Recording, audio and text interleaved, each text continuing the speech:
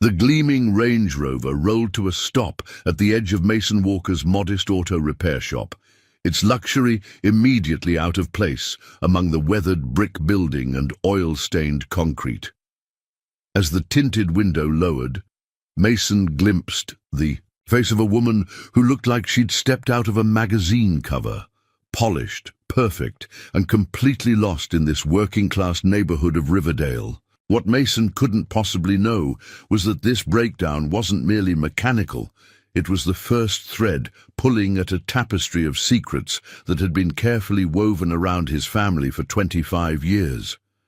The wrench in his hand was about to unlock far more than just an engine problem.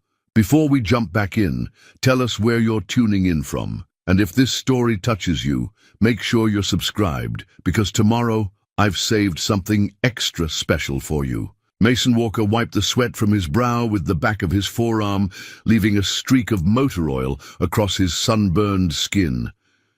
The August heat in Riverdale, Connecticut was unforgiving, especially in his shop where the industrial fans just pushed hot air around like a convection oven. At 42, Mason's hands were calloused road maps of the thousands of vehicles he'd brought back to life over 2 decades. The lines around his eyes had deepened since becoming a single father 5 years ago when his wife Elaine lost her battle with cancer. "Dad, the Hendersons called again about their truck," his 16-year-old daughter Lily announced, leaning against the doorframe between the shop floor and the small office where she helped with paperwork after school. Her dark hair was pulled back in a messy ponytail, and despite the grease-stained environment she'd grown up in, she'd somehow inherited her mother's elegant features. "Tell them it'll be ready by 5, Mason replied, sliding out from under Mr. Dawson's ancient Chevy. "And don't forget you have that calculus test tomorrow." Lily rolled her eyes but smiled. "Already studied. I've got this." The phone rang again, and Lily disappeared back into the office, leaving Mason to finish the final adjustments on the carburetor. Walker & Son Auto Repair had been the family business for 3 generations, though there hadn't been a son involved since Mason took over from his father 15 years ago. He'd never changed the name, partly out of tradition, partly because he'd always assumed he'd have a son to pass it on to someday. Life had other plans. The rumble of a high-end engine turning rough interrupted his thoughts. Mason looked up in time to see a glossy black Range Rover autobiography, probably worth more than his entire business, coast unevenly into his lot before coming to a complete stop. The engine sputtered and died with an expensive-sounding rattle. It wasn't the kind of vehicle that typically found its way to his shop. The luxury SUVs from Riverdale's affluent side usually went straight to the dealership in Westport or the high-end specialist in Hartford. Mason wiped his hands on a shop rag and walked toward the vehicle, curious. The driver's door opened, and a woman stepped out, her Louboutin heels immediately sinking slightly into the asphalt, softened by the summer heat. She wore a cream-colored business suit that probably cost more than Mason's monthly mortgage payment, her chestnut hair falling in perfect waves around shoulders that were now tensed with obvious frustration. "Is this Walker Auto Repair?" she asked, her voice carrying the polished tone of someone used to getting immediate answers. "Yes, ma'am, Mason Walker," he replied, consciously not extending his oil-stained hand. "Looks like you've got some trouble with your Rover." The woman glanced back at her vehicle as if it had personally betrayed her. It started making this horrible noise on the highway, and then the dashboard lit up like a Christmas tree. She looked at her watch, a Cartier, Mason noted absently. "I have a crucial meeting in Hartford in 2 hours. Let me take a look," Mason offered, moving toward the SUV. "Keys still in it?" She nodded, then added, "I'm Alexandra Caldwell. My friends call me Alex."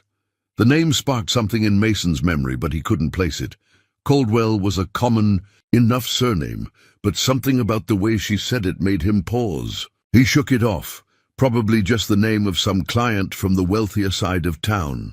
"Nice to meet you, Miss Caldwell," he replied formally, climbing into the driver's seat. The interior smelled of expensive leather and a subtle floral perfume. Mason turned the key, and the engine reluctantly groaned to life before producing a distinct knocking sound that made him wince. He revved it slightly, listening carefully, then shut it off. "You've got a serious issue with your timing chain," he said, climbing out. "It slipped, and if you keep driving it, you'll do permanent damage to the engine." Alexandra's perfectly sculpted eyebrows furrowed. "Can you fix it?" "I can, but not in 2 hours. This is at least a full day's work, maybe 2. 2 days. Her composure slipped momentarily. "That's impossible. I need to get to this meeting, and then I have appointments back to back for the rest of the week." Mason gestured toward the office. "You can use our phone to call a car service. There's a rental place about 15 minutes from here, but they'll need to pick you up." Alexandra pulled out her smartphone. "I'll call my assistant to arrange something." She paused, looking around the shop with a mixture of curiosity and something else, something Mason couldn't quite identify. "Your shop? It's been here a long time." 3 generations, Mason replied with a hint of pride. "My grandfather started it after World War II, then my father took over, and now me." A flicker of something crossed her face. Recognition, perhaps, or surprise. But it disappeared so quickly, Mason thought he might have imagined it. "I'll need to get a few things from my car," she said, moving toward the Range Rover. While Alexandra made her calls, Mason popped the hood to assess the damage. The timing chain issue was obvious, but he also noticed signs of neglect. Expensive. Vehicles like this were often serviced like clockwork at dealerships, but several components showed wear beyond what should have been tolerated. "Someone hasn't been paying attention to your maintenance schedule," he commented when she returned. Alexandra slipped her phone into an expensive-looking handbag. "It was my father's. He passed away 3 months ago, and I inherited it along with everything else." There was a heaviness to her words that suggested the inheritance went far beyond a luxury SUV. "I've been too busy sorting out his estate to worry about vehicle maintenance." "I'm sorry for your loss," Mason said automatically, though with genuine sympathy. He knew all too well how grief could make everyday responsibilities seem trivial. Alexandra nodded in acknowledgement. "My assistant is arranging a car. It should be here in 20 minutes. She glanced around the shop again. "You run this place alone?" "Just me, and my daughter helps with the books." "She's 16, Mason replied, closing the hood. "My wife passed away 5 years ago." "I'm sorry," Alexandra said, and Mason was surprised by the genuine empathy in her voice. Losing someone changes everything, doesn't it? Before Mason could respond, Lily emerged from the office, her curious gaze taking in the Range Rover and its stylish owner. "Dad," the Pattersons called about their minivan, she announced before introducing herself to Alexandra with surprising poise. "Hi, I'm Lily Walker. Alexandra Caldwell," the woman replied with a warm smile that transformed her face, making her look younger and more approachable. "Your father is about to save my very expensive paperweight of a car." Lily grinned. "That's what he does best, fixes things most people would give up on." There was a moment of awkward silence before Alexandra's phone chimed. "My car service is 5 minutes away," she announced. "Is there a form I need to fill out or something?" "Lily will help you with that," Mason said, already moving back toward Mr. Dawson's Chevy. "I'll call you with an estimate once I've taken a closer look."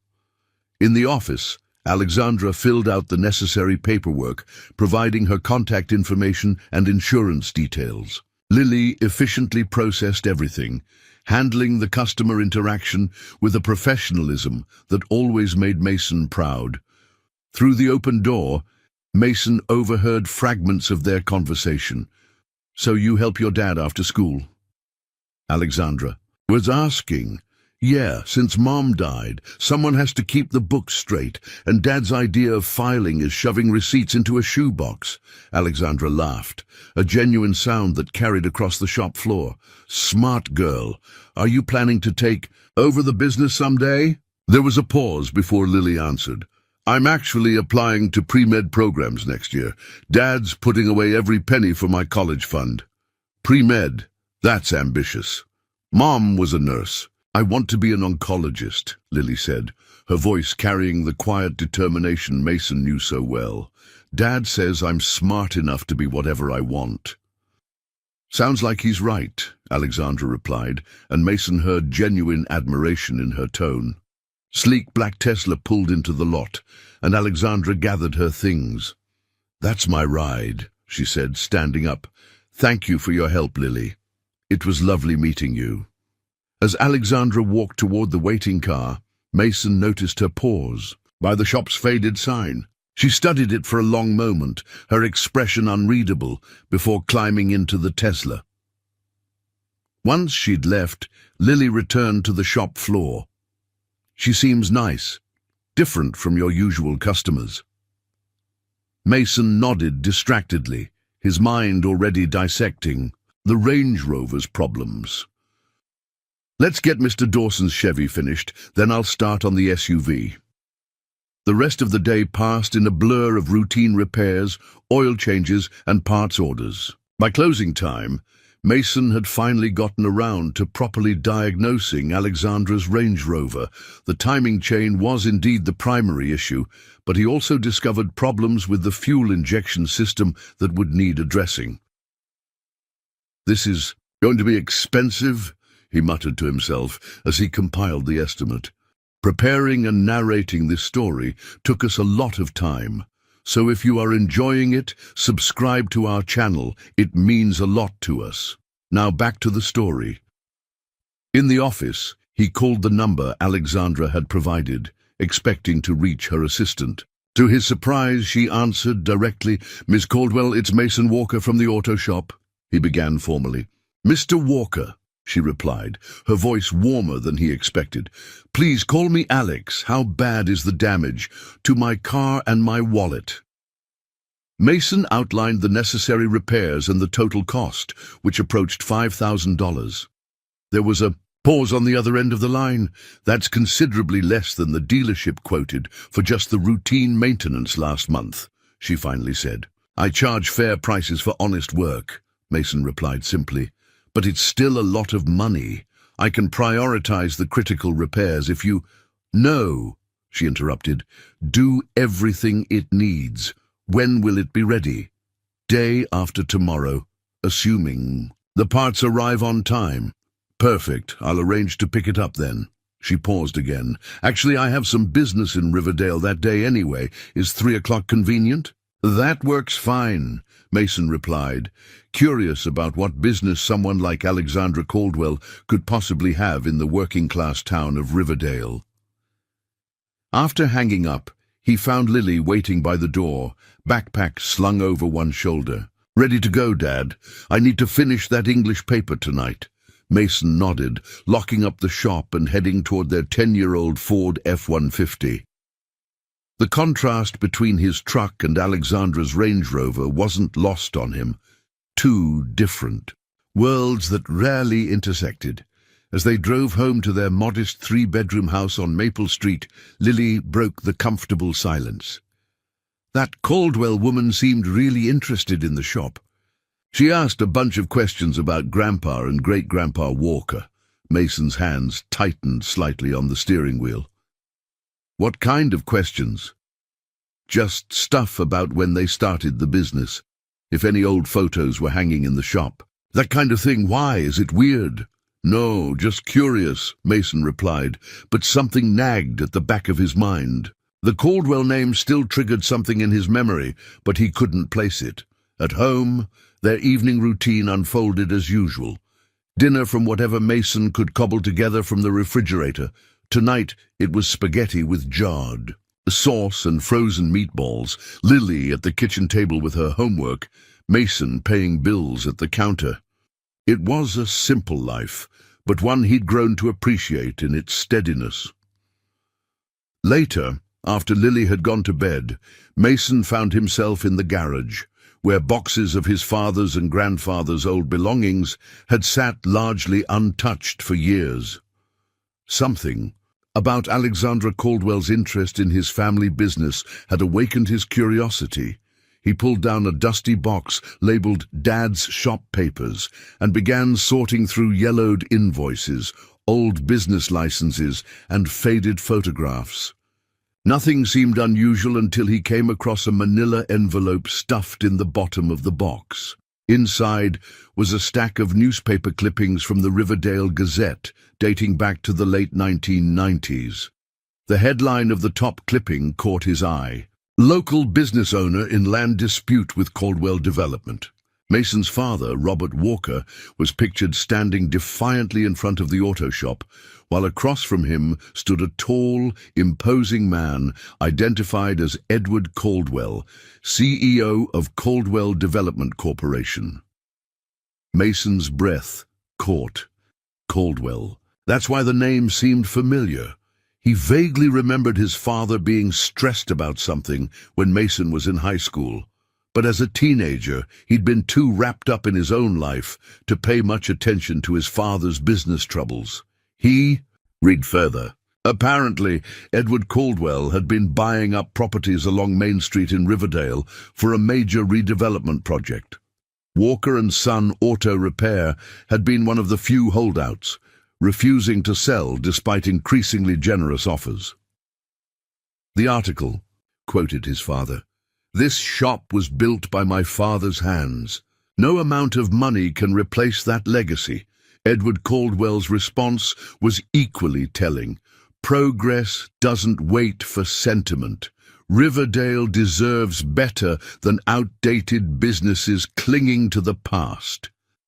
Mason dug deeper into the envelope and found more articles chronicling the dispute, which had apparently escalated when Caldwell Development attempted to use eminent domain to force the sale. The final article, dated just before Mason left for college, reported that Caldwell had suddenly abandoned the redevelopment project for undisclosed reasons, leaving the existing businesses intact.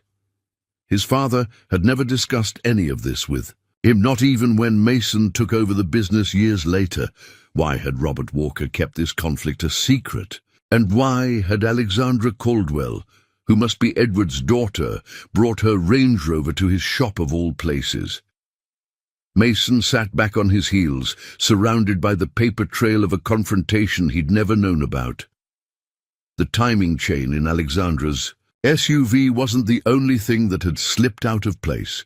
The gears of a long-buried history were beginning to turn, and Mason suddenly felt certain that Alexandra Caldwell's appearance at his shop was no coincidence. As he carefully returned the clippings to their envelope, Mason noticed one final document at the bottom of the box, a sealed letter with his name written in his father's distinctive handwriting.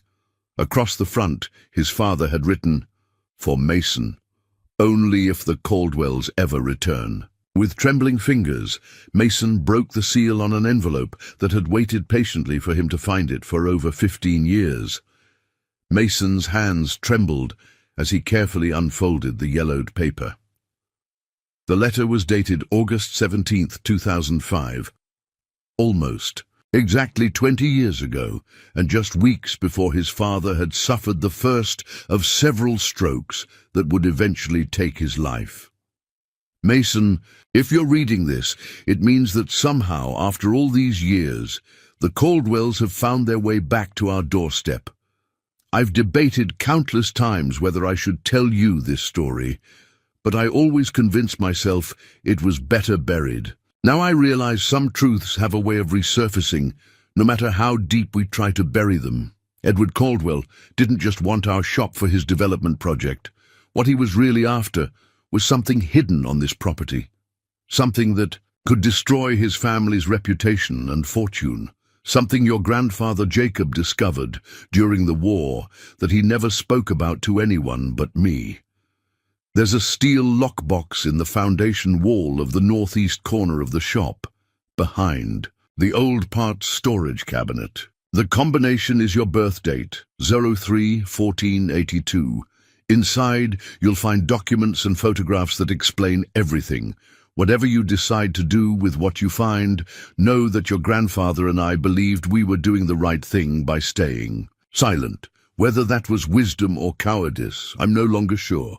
With love and regret, Dad Mason read the letter 3 times, his mind racing. His father and grandfather had been hiding something from the Caldwells, something apparently valuable or damaging enough that Edward Caldwell had tried to buy the entire property to get it. He glanced at his watch. 11:30 p.m. Lily was asleep, and he knew he wouldn't rest until he found this mysterious lockbox. Grabbing his keys, Mason headed back to the shop. The night air was thick with humidity as he unlocked the side door of Walker & Son. The familiar smells of oil, rubber, and metal greeted him, but tonight the shop felt different, full of shadows and secrets. Mason flipped on only a single work light, not wanting to draw attention to his unusual late-night visit. The northeast corner housed an ancient metal cabinet filled with rarely used parts, hoses, belts, and fittings for vehicles. So old they barely came through the shop anymore. It had been there for as long as Mason could remember, a hulking presence they worked around but never disturbed. With considerable effort, Mason managed to slide the heavy cabinet away from the wall, revealing a section of concrete that looked no different from the rest of the foundation.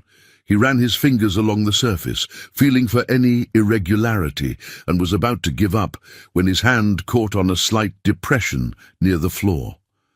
Using a pry bar, Mason carefully worked at the section until, with a shower of concrete dust, a square panel about 18 inches across came loose. Behind it was exactly what his father had described, a steel lockbox built directly into the wall. Mason's pulse quickened as he entered his birth date into the combination lock. The mechanism clicked, and the box opened with a reluctant groan. Of metal hinges that hadn't moved in decades, inside was a leather portfolio, its surface cracked with age. Mason carefully removed it and brought it to his workbench, where he opened it under the light. The portfolio contained dozens of photographs, letters, and documents, most yellowed with age. The first photograph showed a much younger version of his grandfather Jacob in an army uniform, standing beside another soldier in front of a ruined building somewhere in Europe. On the back, written in faded pencil, Munich 1945, with Heinrich Kaltenbach. The next several documents were in German, which Mason couldn't read, but among them were what appeared to be banking records and property. Deeds with the name Kaltenbach appearing repeatedly. There were also several newspaper clippings from American papers dated 1947-1948, with headlines like "Nazi collaborators' art collection missing" and "Stolen Jewish assets still unaccounted for." Mason's stomach tightened. What had his grandfather been involved in? Deeper in the portfolio, he found a typewritten letter on U.S. Army letterhead, dated December 1946. Walker, your report on the Kaltenbach situation has been received and reviewed. While we appreciate your concerns regarding the disposition of these assets, the official investigation has been closed. As stated in previous communications, the Army has no further interest in this matter. The disposition of any materials not formally catalogued as war reparations falls outside our jurisdiction at this time. I trust you understand the implications of this statement. Regards, Colonel James Westfield, Office of Military Government, U.S. Zone Mason frowned, trying to piece together what he was seeing. It appeared his grandfather had been involved in something related to Nazi looted assets, something that officially had been deemed outside the Army's jurisdiction, but that clearly had troubled his grandfather enough to document and preserve. The final item in the portfolio was a worn leather journal. Opening it, Mason recognized his grandfather's handwriting, though the early entries were dated 1945, long before Mason was born. April 30th, 1945. Munich is in chaos. Our unit has been tasked with securing several government buildings in the city center. Today, Heinrich approached me privately, said he needs help protecting his family's legacy from the Russians, claims his father was forced to work with the regime but secretly helped many escape. Don't know whether to believe him. May 3rd, 1945. Heinrich showed me the hidden vault today. I've never seen anything like it. Artwork, gold, jewelry. He claims it's all his family's legitimate property, hidden to prevent seizure. Something doesn't add up, but he's desperate. Says his sister is all the family he has left. May 10th, 1945. Made a decision I hope I won't regret. Helped Heinrich move the most incriminating ledgers and several small valuable items. The official inventory will show nothing unusual. God forgive me if I'm being fooled. Mason flipped through more entries until he reached one from 1947, October 15th, 1947. Received word today that Heinrich died in a car accident in Switzerland. The package arrived as he promised. Documentation proving much of the Kaltenbach fortune came from businesses confiscated from Jewish owners between 1938-1942. His note says his sister has taken a new identity in America and is using this wealth to build a new life. He wanted me to serve as his conscience, to ensure restitution is made someday. I don't know what to do with this information.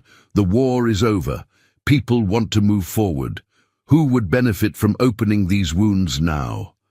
A final entry, dated 1952. Caught Mason's eye, June 8th, 1952. Met Edward Caldwell today, a successful developer expanding into Connecticut. Something about him seemed familiar. Later realized he has Heinrich's eyes. Must be careful if he's who I suspect. The fortune he's building comes from a dark place. We'll keep these records safe. Someday, the truth may need to come out. Mason sat back, stunned by the implications. If his grandfather's suspicions were correct, Edward Caldwell, Alexandra's father, was actually the nephew, or perhaps even the son of Heinrich Kaltenbach, who had helped his family smuggle Nazi-looted wealth to America after the war. The Caldwell fortune was built on stolen assets that rightfully belonged to Holocaust victims or their descendants. No wonder Edward Caldwell had been so desperate to acquire the Walker property. He must have discovered that Jacob Walker had documentation that could expose the true origins of the Caldwell fortune and destroy everything the family had built in America. But his father's letter had mentioned that neither he nor Mason's grandfather had ever revealed this information. They had kept the secret, allowing the Caldwells to thrive while the true owners of that wealth or their descendants might still be suffering. Mason rubbed his tired eyes, overwhelmed by the moral weight that had suddenly fallen on his shoulders. What was he supposed to do with this information now? And what did Alexandra Caldwell know? Was her appearance at his shop truly a coincidence, or was she aware of her family's connection to his? The sound of his phone ringing startled him. It was after midnight. Who would be calling at this hour? The screen showed an unfamiliar number. "Hello," he answered cautiously. "Mr. Walker, it's Alexandra Caldwell." Her voice sounded different, tense, almost fearful. "I apologize for calling so late." Mason's grip tightened on the phone. "How did you get this number? I gave you the shop line." There was a pause before she replied. "I have resources. Mr. Walker, Mason, we need to talk. And not about my car." A chill ran down Mason's spine. "About what exactly?" "About what your grandfather hid in the wall of your shop." Her voice was barely above a whisper. "About my grandfather, Heinrich, and what happened in Munich in 1945. Mason's blood ran cold. She knew. Somehow, she knew. "I don't know what you're talking about," he lied, stalling for time. "Please," Alexandra's voice cracked slightly. "I'm not my father. I've been searching for the truth for years. When my father died, I found fragments of correspondence suggesting Jacob Walker had evidence about our family's past. Breaking down near your shop wasn't an accident. I've been trying to find a way to approach you." Mason remained silent, processing. Her words. "I'm at the Riverdale Inn," she continued. "Room 212. I'll be waiting if you want to talk." The line went dead. Mason stared at the phone in his hand, then at the scattered documents on his workbench. His instinct was to pack everything away, to protect his family from whatever storm might come from these decades-old secrets. But he couldn't ignore the fact that Alexandra Caldwell had sought him out, not to bury this history, but apparently to confront it. Before he could second-guess himself, Mason carefully gathered the documents back into the portfolio, locked up the shop, and headed to the Riverdale Inn. The inn was the closest thing Riverdale had to a luxury hotel, a restored Victorian mansion on the edge of town that catered to the occasional business traveller or wedding party. At this hour, the lobby was deserted except for a half-asleep night clerk who barely glanced up as Mason crossed to the stairs. Room 212 was at the end of a dimly lit hallway. Mason hesitated, the portfolio clutched under his arm, before finally, knocking softly, the door opened immediately, revealing Alexandra Caldwell. Gone was the polished businesswoman from earlier that day. Her hair was pulled back in a simple ponytail, her face scrubbed clean of makeup, and she'd changed into jeans and a simple blouse. Without the carefully constructed facade, she looked younger, more vulnerable, and strikingly familiar in a way Mason couldn't place. "You came," she said, stepping back to let him enter, "and you brought them." The room was a standard hotel suite, but Alexandra had transformed the small desk into a makeshift workspace. Papers were spread across its surface, alongside a laptop, and what appeared to be old photographs. "How did you know about the documents?" Mason asked, making no move to hand over the portfolio. Alexandra gestured to a chair. "It's a long story, please sit." Mason remained standing. "I think I deserve some answers before we go any further." She nodded, sinking onto the edge of the bed. "Fair enough. What do you want to know first?" "Start with how you knew about my grandfather and the documents he hid." Alexandra took a deep breath. 3 months ago, when my father was dying of pancreatic cancer, he became confused. Started talking about things he'd never mentioned before. Names, places, Munich, Kaltenbach, Walker. He was terrified that Jacob's boy knew the truth and would destroy everything. At first I thought it was just the morphine talking, but after he died, I started going through his personal files, not the corporate records, but the papers he kept in his home safe. I found references to your family's auto shop and an obsession with acquiring the property that spanned decades. She reached for a folder on the desk and handed it to Mason. There were surveillance photos of your shop from the 1990s, reports on your father, even background checks on you from a few years ago. My father was paranoid that your family would eventually expose whatever secret threatened him. Mason flipped through the folder, disturbed by the evidence of Edward Caldwell's long surveillance of his family. "So, you figured out that my grandfather had something on your family and you tracked me down." Alexandra nodded. "I pieced together that it had something to do with how my grandfather, Heinrich Kaltenbach, became Edward Caldwell after immigrating to America in 1947. My father never spoke about his parents, claimed they died in a car accident when he was an infant, but I found a safety deposit box key among my father's things, and inside that box was a letter from Heinrich to my father, to be opened after Heinrich's death." She moved to the desk and picked up a plastic-protected sheet of paper. It referenced documents Walker has that could ruin us and mentioned the Munich situation. I've spent weeks researching, trying to understand what that meant. Mason hesitated, then placed the portfolio on the desk between them. "I just found this tonight. I had no idea it existed until your Range Rover broke down at my shop and I started digging through my father's old papers. Alexandra stared at the portfolio, her expression a complex mixture of fear and determination. "May I?" Mason nodded and she carefully opened it, her hands trembling slightly as she examined the contents. As she read through the journal entries, tears began to well in her eyes. "I suspected something like this," she whispered.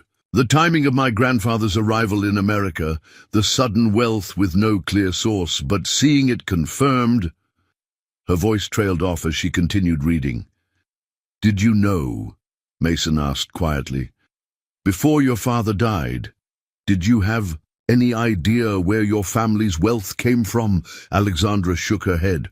"No, I was raised in privilege, but with strict expectations.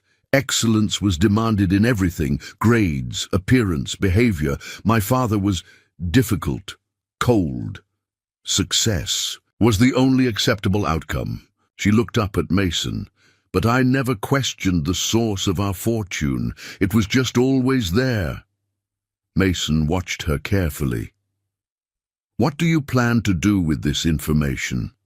She met his gaze directly. "The right thing, whatever that is." She gestured to her laptop.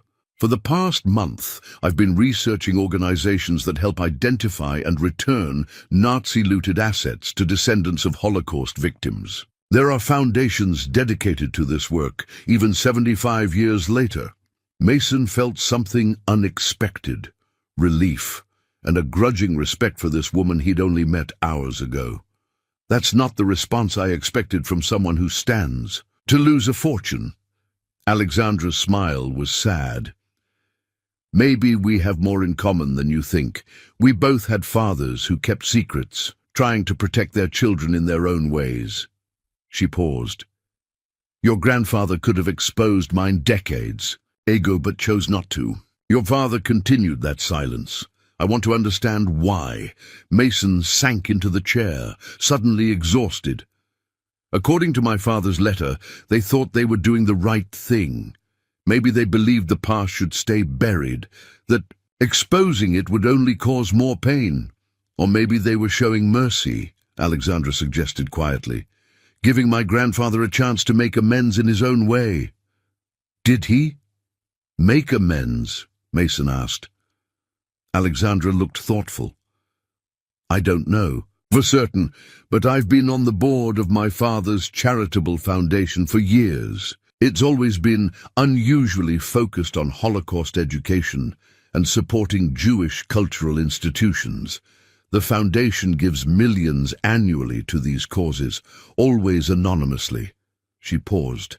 "I used to think it was just a tax strategy, but now—" They sat in silence for a moment, both contemplating the complicated moral legacy they'd inherited. "So what happens now?" Mason finally asked. Alexandra turned to face him fully. "I think that's something we need to decide together. These documents represent our shared history, a burden both our families have carried. I want to make restitution where possible, but I need your help to do it right." Mason studied her face, searching for any sign of deception, but found only sincerity.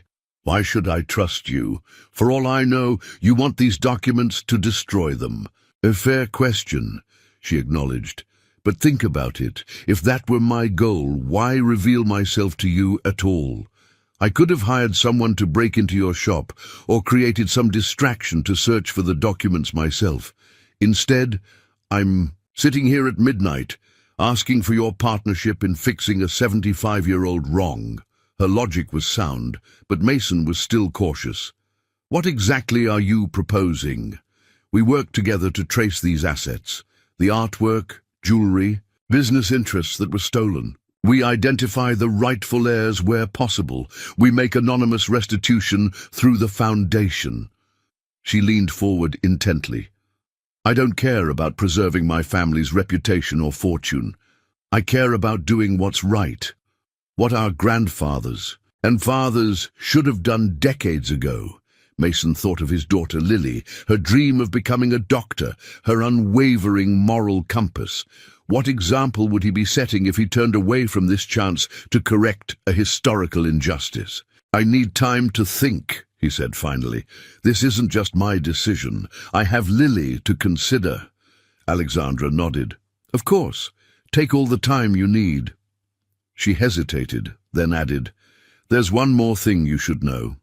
From her wallet, she withdrew a small, worn photograph and handed it to Mason. It showed a young woman with striking features standing beside a tall man in a U.S. Army uniform. "That's my grandmother Elise Kaltenbach with your grandfather Jacob," Alexandra said quietly. "I found this among my father's things. Look at her, Mason. Really look." Mason studied the photograph, and suddenly the strange sense of familiarity he'd felt when looking at Alexandra made sense. Elise Kaltenbach had the same delicate bone structure, the same distinctive eyes that Lily had inherited from her mother Elaine. "They look similar," he acknowledged, his mind racing. "But that doesn't mean—" "According to my father's records, your grandfather helped Elise escape from Munich with Heinrich," Alexandra said. "They were briefly involved before Jacob returned to America. 9 months later, Heinrich told everyone his sister had given birth to a son, my father, out of wedlock." She took a deep breath. "But I found my father's original birth certificate. It lists Jacob Walker as the father." Mason stared at the birth certificate, the room suddenly feeling too small, too warm. The yellowed document listed Jacob Walker as the father of Edward Heinrich Kaltenbach, born February 12, 1946. "This can't be right," he said, his voice barely audible. "My grandfather would have told my father. My father would have told me." Alexandra shook her head slowly. "Would he? Think about it, Mason. Your grandfather returned from war to his wife and existing family. Meanwhile, he'd fathered a child with a German woman, the sister of a man connected to Nazi-looted assets. Would he have admitted that to anyone?" Mason paced the small hotel room, trying to process the implications. "If this is true, then your father was my father's half-brother, which makes us first cousins once removed," Alexandra finished quietly. "Family." The word hung in the air between them. Family. The concept that had defined Mason's entire life, his dedication to his daughter, the legacy of the auto shop, passed down through generations of Walker men, the values his father and grandfather had instilled in him. Now that very concept was being reimagined in real time, expanding to potentially include this woman from a world so different from his own. "Does Lily know?" Alexandra asked, interrupting his thoughts. Mason shook his head. "No one knows. I only discovered my father's letter tonight after you left the shop." "She looks like her," Alexandra said softly, nodding toward the photograph of Elise Kaltenbach. "Your daughter has her eyes.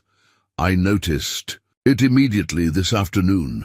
Mason recalled the strange sense of recognition he'd felt when he first saw Alexandra, something familiar in her features that he couldn't place. Now it made a disturbing kind of sense. Both Alexandra and Lily had inherited traits from Elise Kaltenbach. "I need to sit down," Mason said, sinking onto the edge of the bed. Alexandra gave him space, moving to the window and looking out at the quiet Riverdale street below. "I understand this is overwhelming. I've had months to adjust to the possibility, and it still doesn't seem real." "Why did you come looking for me?" Mason asked. "Was it just about these documents, or were you looking for family too?" She turned back to face him, her expression surprisingly vulnerable. "Both, I think. When my father died, I was alone in the world. No siblings, no extended family that I knew of, just board members, employees, and people who wanted something from me." She gestured toward the scattered papers. "Finding out about this connection, it gave me something to hold on to, a purpose beyond just maintaining what my father built." "And what exactly did your father build?" Mason asked, an edge creeping into his voice. "A financial empire founded on stolen assets. How much of the Caldwell fortune comes from what was taken from Holocaust victims?" Alexandra didn't flinch from the accusation. I don't know the exact proportion, but it's substantial. The original seed money for Caldwell development came from somewhere, and my father's aggressive expansion in the 1970s and 80s was funded by selling what my research suggests were several pieces of looted artwork. Jesus, Mason muttered. I've already started the process of identifying and valuing these assets, Alexandra continued, gesturing to her laptop. The Foundation has the resources to make meaningful restitution, but the research is complicated. Some families were entirely wiped out in the Holocaust, others scattered across the globe. It's not as simple as just writing checks. Mason stood up again, unable to remain still, with his thoughts racing. And where does that leave you? If a significant portion of your inheritance is returned to its rightful owners, what happens to Alexandra Caldwell, CEO? A bitter smile crossed her face. I've asked myself that same question. The truth is, I don't know. The legitimate portions of the business can continue. The Foundation's existing good work can go on. As for me personally, she shrugged. I have an MBA from Wharton and 20 years of experience. I'll be fine. There was something in her matter-of-fact tone that Mason found himself respecting, a willingness to face consequences that seemed at odds with what he would have expected from someone in her position. You don't seem like the Alexandra Caldwell I read about in those business magazines at the dentist's office, he observed. The ice queen of commercial real estate who never loses a negotiation. She laughed, a surprisingly warm sound. That persona serves its purpose in boardrooms full of men waiting for me to show weakness. It's not who I am with the people who matter. Her expression sobered, though I haven't had many of those in my life. The vulnerability in her admission struck a chord with Mason. Since Elaine's death, he too had retreated into a carefully constructed persona, the self-sufficient single dad who needed no one, who could handle everything alone. Only Lily got to see behind that mask. It's late, he said finally, gathering the portfolio. I need to get home to Lily. Alexandra nodded. Of course. She's lucky to have a father who puts her first. The simple observation hit Mason harder than he expected. I'm keeping these for now, he said, indicating the portfolio. I need time to think about everything. I understand. But Mason... She caught his eye. We're connected now, whether we wanted to be or not. History has bound our families together. I believe we were meant to find each other and finally make this right. Mason wasn't sure he believed in that kind of destiny, but he couldn't deny the extraordinary series of events that had brought them to this moment. I'll fix your car, he said simply. The rest, we'll see. Fair enough, she replied. Good night, Mason. As he drove home through the deserted streets of Riverdale, Mason felt as though he'd stepped into someone else's life. 24 hours ago, his biggest concern had been how to afford Lily's college applications. Now he was entangled in a decades-old secret involving Nazi-looted assets, family deception, and moral reckonings that spanned generations. He parked in his driveway, relieved to see the light still on in Lily's bedroom. Despite the late hour, she was likely still up studying, his brilliant, determined daughter who never did anything halfway. Inside, he found her exactly as he expected, surrounded by textbooks at the kitchen table. "Dad!" she exclaimed, glancing at the clock. "Where have you been? I was worried." "Sorry, sweetheart. Something came up at the shop," he said, not quite ready to share the full story. Lily gave him a skeptical look. "At 1 a.m. It's complicated," Mason replied, setting the portfolio down on the counter. "How's the studying going?" "Almost done." She yawned, stretching her arms overhead. "Just one more chapter." Her gaze landed on the portfolio. "What's that?" Mason hesitated. He'd never lied to Lily, not about anything important, and he didn't want to start now. But how could he explain what he himself was still struggling to understand? "It's some old family documents I found at the shop," he said carefully. Papers that belonged to Grandpa and Great-Grandpa Jacob. Lily's eyes lit up with interest. Really? Like what? Like information about our family history that I never knew about. Mason ran a hand through his hair, suddenly exhausted. Look, it's late, and this is a lot to get into right now. I promise I'll tell you everything tomorrow. Okay? Lily studied his face, clearly sensing there was more to the story, but nodded. Okay, Dad, but you look like you've seen a ghost. Just tired, honey, he assured her. Finish your chapter, then get some sleep. Once Lily had gone to bed, Mason sat alone at the kitchen table, the portfolio open before him. He reread his grandfather's journal entries, trying to imagine the young soldier faced with moral choices in the chaos of post-war Germany. What would he have done in Jacob Walker's position? His grandfather had chosen to protect a secret that wasn't his to keep, a decision that had altered the course of multiple lives. His father had maintained that silence. Now the burden of truth had fallen to Mason, and he wasn't sure what the right path forward was. Eventually, exhaustion overtook him, and he fell into a troubled sleep at the kitchen table, his head resting on documents that bridged 2 worlds and 3 generations. The next morning arrived with jarring normalcy, the coffee maker gurgling to life on its timer, birds chirping outside the kitchen window, Lily's alarm clock beeping down the hall. For a disoriented moment, Mason wondered if the previous night's revelations had been a bizarre dream. Then his gaze fell on the portfolio, still open on the table, and reality came rushing back. "Morning, Dad," Lily greeted, entering the kitchen. In her usual rush of energy, she paused when she saw him, taking in his rumpled clothes and the papers scattered across the table. "Did you sleep there all night?" Mason straightened, wincing at the stiffness in his neck. "Apparently so. Not my best decision." Lily poured herself a bowl of cereal, her curious gaze repeatedly drifting to the portfolio as she ate. "So, are you going to tell me what's in those mysterious family documents?"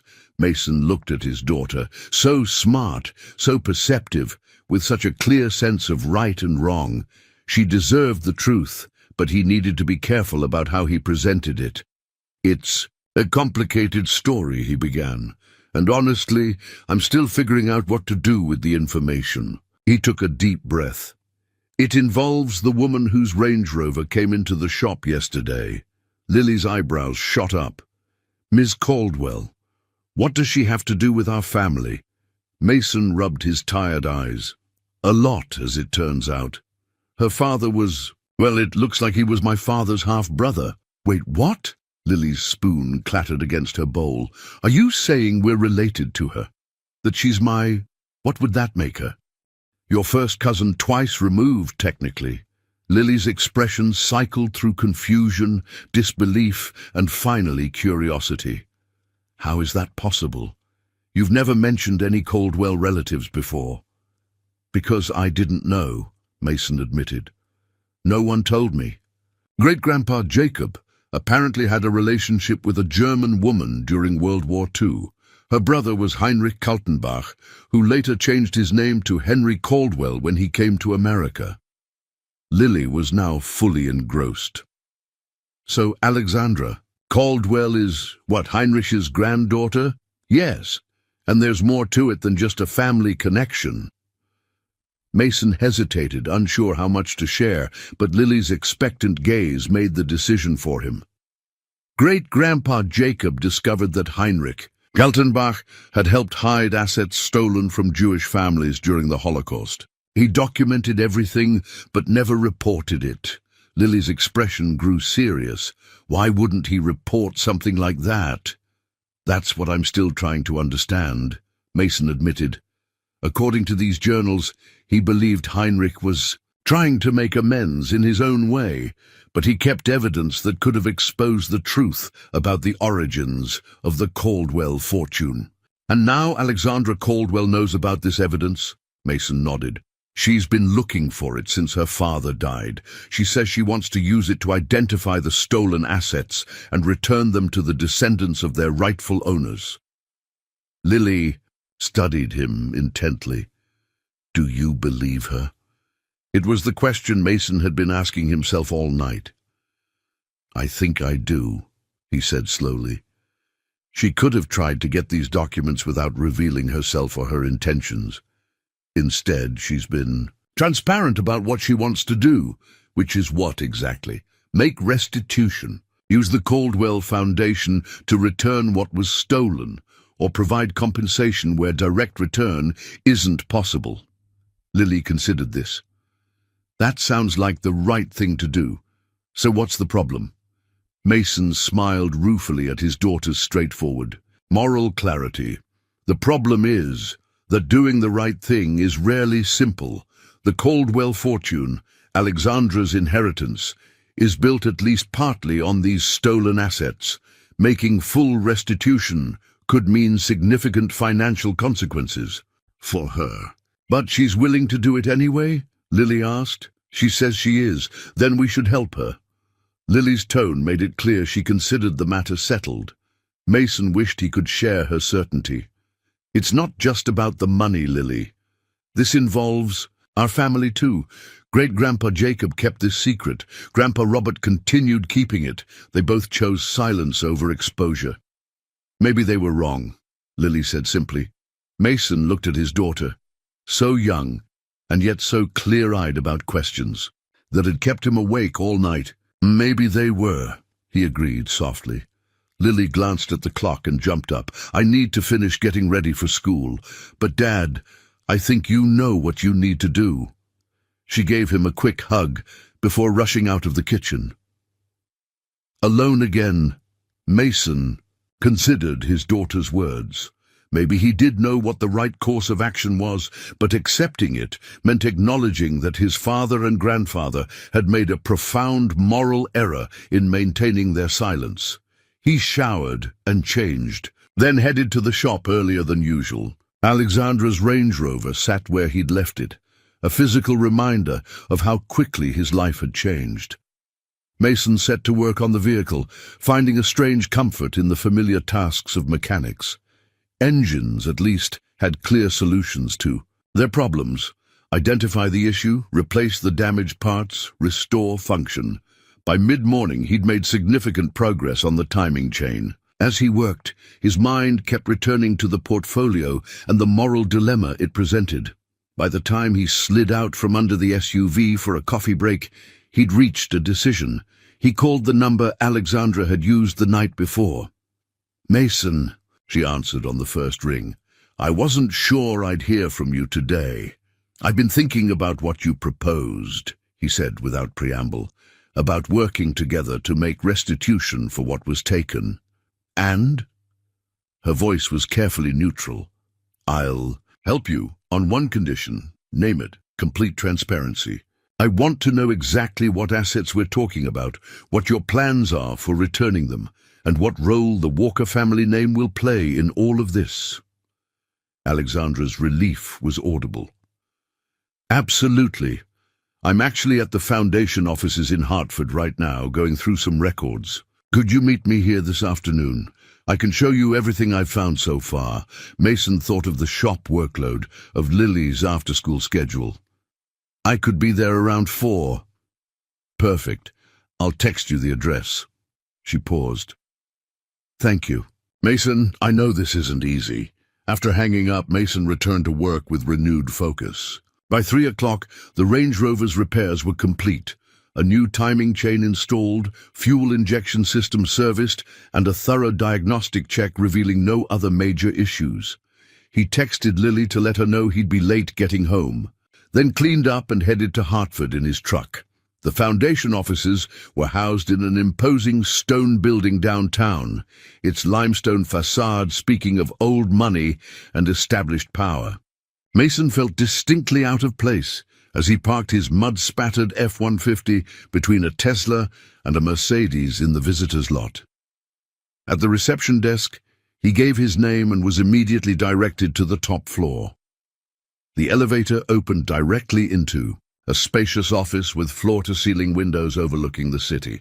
Alexandra stood by a large table covered with papers, her business attire replaced by a simple blouse and slacks, her hair pulled back in a loose bun. "You made it," she said, looking up with a genuine smile. "I wasn't entirely sure you would." "Neither was I," Mason admitted, taking in the luxurious surroundings.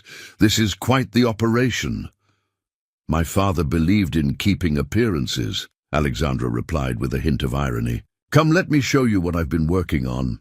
She led him to the table where dozens of documents were laid out in neat sections. "These are records of all major assets acquired by Heinrich Kaltenbach between 1938 and 1945, she explained, gesturing to the first grouping. "And these are transaction records showing how those assets were liquidated or transformed after he came to America as Henry Caldwell." Mason scanned the papers, impressed by the thoroughness of her research. "How did you get all this?" "Some came from my father's private archives. Others I've had researchers tracking down in European repositories over the past few months." She indicated another section. "These are the provenance records I've been able to establish for several paintings that were sold in the 1970s and 80s. 3 of them have clear links to Jewish families in Vienna and Prague." As she continued explaining her findings, Mason realized Alexandra hadn't been exaggerating about her commitment to making restitution. The scope of her investigation was extensive, the documentation meticulous. "You've been planning this for months," he observed. Alexandra nodded. "Since I found the first hints in my father's papers. But there were missing pieces I couldn't fill in without the documents your grandfather preserved. And now that you have those..." She met his gaze steadily. "Now we can complete the picture. Identify all the stolen assets, trace their journey, and find the rightful heirs wherever possible. Even if it costs you everything," Mason pressed. Alexandra's expression remained resolute. "The Caldwell fortune was built on a foundation of theft and human suffering disguised as legitimate business. I can't change that history, but I can attempt to correct its ongoing impact." Her words reminded Mason of something his father used to say. "It's never too late to do the right thing." He moved to stand beside her at the table. "Where do we start?" The relief and gratitude in Alexandra's smile was palpable. "With this," she said, pulling out a leather-bound ledger from her father's records.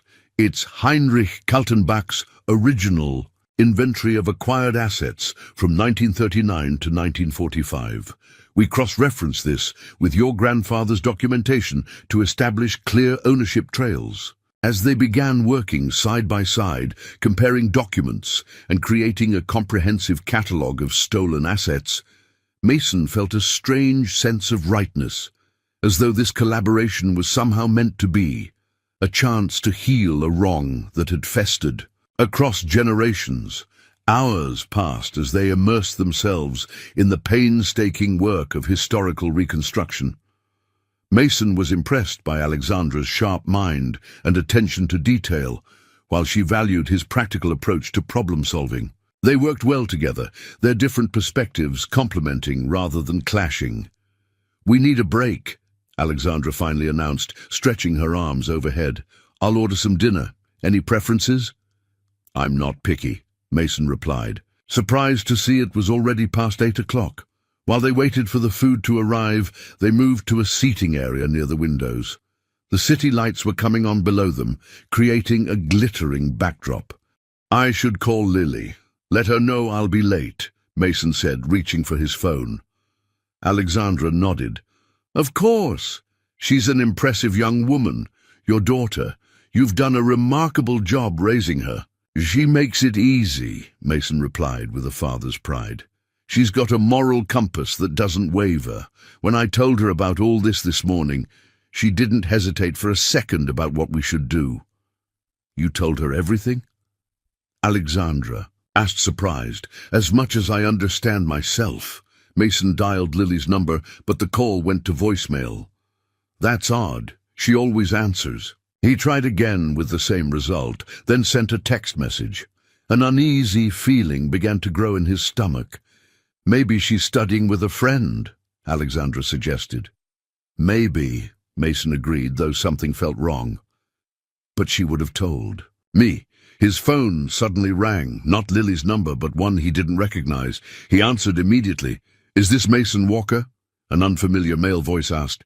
"Yes. Who's this?" "This is Officer Daniels, with the Riverdale Police Department. Sir, there's been an incident at your home. Your daughter is safe, but you need to come right away." "What do you mean, an incident?" Mason demanded, his heart pounding. "Is Lily hurt?" "Sir, your daughter is unharmed but shaken," Officer Daniels assured him. "There was a break-in at your residence. The perpetrators were apparently searching for something. Your daughter came home from school and surprised them. They fled, but not before ransacking much of the house." Mason gripped the phone tightly, his mind racing. "Where's Lily now?" "She's at your neighbors, the Hendersons. We've taken her statement, but she's asking for you." "I'm on my way," Mason said, already moving toward the elevator. "Tell her I'll be there in 30 minutes. He hung up and turned to Alexandra, who had risen from her seat, concern etched on her face. "Someone broke into my house. Lily walked in on them." The words came out clipped, tension coiling through every muscle in his body. Alexandra's eyes widened. "Oh my God, is she all right?" "The officer says she's not hurt, just scared." Mason jabbed the elevator button repeatedly, as if that would make it arrive faster. They were searching for something. A heavy silence fell between them, as the implication became clear. "You think they were looking for the documents?" Alexandra said quietly. Mason's jaw tightened. "It's one hell of a coincidence otherwise. The day after we discover evidence about the Caldwell fortune, my house gets ransacked." The elevator arrived, and Mason stepped in. Alexandra quickly gathered her purse and followed him. "I'm coming with you," she stated firmly. Mason started to object, then reconsidered.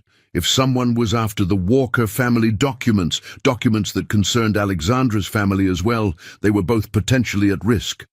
"Fine, but I drive," he said, as they reached the lobby.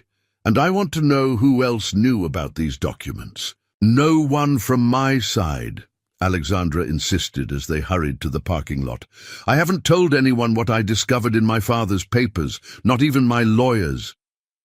Mason unlocked his truck, and Alexandra climbed into the passenger seat without hesitation, her concern for appearances apparently forgotten. As they sped toward Riverdale, Mason called the Hendersons, relief washing over him when Lily's voice came on the line. "Dad!" She sounded younger than her 16 years, a tremor in her voice that tore at Mason's heart. "I'm on my way, sweetheart. Are you okay?" "I'm fine," she said, though he could tell she wasn't. "They were gone by the time I realized what was happening. They took your laptop and tore apart your office." "Did you see them? Could you describe them to the police?" "Just a glimpse of two men in dark clothes. They had a van parked down the street." She paused. "Dad, I think they were looking for those documents you found, the ones about great-grandpa Jacob." Mason exchanged a glance with Alexandra. "Why do you think that?" "Because they went straight for your office and the storage boxes in the basement. They didn't touch the electronics in the living room or my jewelry box. They knew what they were after. We'll talk about it when I get there. Stay with the Hendersons, and don't open the door for anyone except me or the police." After hanging up, Mason pressed harder on the accelerator, pushing the old truck faster than it was accustomed to traveling. "This doesn't make sense," Alexandra said, breaking the tense silence. "If my father knew about these documents all these years, why would someone be searching for them now?" "Maybe your father wasn't the only one who knew," Mason suggested grimly. "Or maybe someone's been watching you since you started digging into your family's past." Alexandra looked troubled by this possibility. "I've been careful, but my father had associates, people who might have known about the Walker connection and what it meant." "Like who?" "Victor Hargrove," she said after a moment's consideration. My father's longtime attorney. He helped with the estate administration and has access to all my father's private files. Would he have reason to prevent these documents from coming to light? Alexandra's expression hardened. Victor has been on the Caldwell payroll for almost 40 years. His firm handles all our legal matters, including the foundation. If the Caldwell fortune was significantly diminished through restitution, his golden goose would stop laying eggs, Mason finished. They lapsed into silence for the remainder of the drive, Mason's thoughts oscillating between concern for Lily and the implications of what was happening. By the time they reached Riverdale, his grip on the steering wheel was so tight his knuckles had turned white. The normally quiet Maple Street was transformed by the presence of 2 police cruisers, their lights strobing against the night sky. Mason parked hastily across from the Hendersons' house, barely putting the truck in park before jumping out. Alexandra followed at a slightly slower pace, watching the scene with visible apprehension. Lily was sitting in the Hendersons' living room, a blanket around her shoulders despite the warm evening. When she saw Mason, she jumped up and ran to him, allowing herself a moment of vulnerability as he wrapped her in a tight embrace. "I'm okay," she murmured against his shoulder. "Really?" Mason held her at arm's length, checking her over as if to verify this claim with his own eyes. Satisfied she was physically unharmed, he turned to Mrs. Henderson, who stood nearby. "Thank you for looking after her." "Of course," the older woman replied. "You'd do the same for us." A police officer approached, presumably Officer Daniels, the man Mason had spoken to on the phone. "Mr. Walker, we've completed our initial investigation of the scene. If you're ready, you should assess what might be missing." Mason nodded, keeping an arm around Lily's shoulders. It was only then that Lily noticed Alexandra standing a few steps behind. "Ms. Caldwell?" Lily looked confused. "What are you doing?" "Here. I was with your father when he got the call," Alexandra explained, her usual poise momentarily faltering. "I was worried about you." Lily's gaze shifted between Alexandra and her father, clearly trying to make sense of this unexpected development. "We'll explain later," Mason said gently. "Let's go check the house first." The Walkers' home had been transformed in the few hours since Mason had left for Hartford. The front door frame was splintered where it had been forced open. Inside, chaos reigned, furniture overturned, drawers emptied onto floors, books pulled from shelves, but it was Mason's small home office that had suffered the worst damage. The desk had been completely dismantled, the computer was missing, and decades of family paperwork lay scattered across the room. "They were thorough, Officer," Daniels observed almost admiringly. "Your daughter says nothing appears to be missing except your laptop. Is there anything else valuable they might have been looking for?" Mason exchanged a glance with Lily, then with Alexandra, who had remained respectfully on the periphery of the scene. "I recently found some old family documents," Mason said carefully. "Historical records that might have some value to collectors." It wasn't exactly a lie, but it wasn't the full truth either. Mason wasn't ready to explain to the Riverdale police that his house had likely been ransacked because of evidence related to Nazi-looted assets. "Were these documents here in the house?" the officer asked. "No," Mason replied. "They were elsewhere." He didn't volunteer that elsewhere meant the portfolio was currently locked in the trunk of his truck. Officer Daniels made a few notes. "We'll increase patrols in the area tonight. Is there somewhere else you and your daughter can stay, just as a precaution?" Before Mason could answer, Alexandra stepped forward. "They can stay at my suite at the Riverdale Inn. It has excellent security, and I've already arranged for private guards." Mason started to object, but Lily squeezed his arm.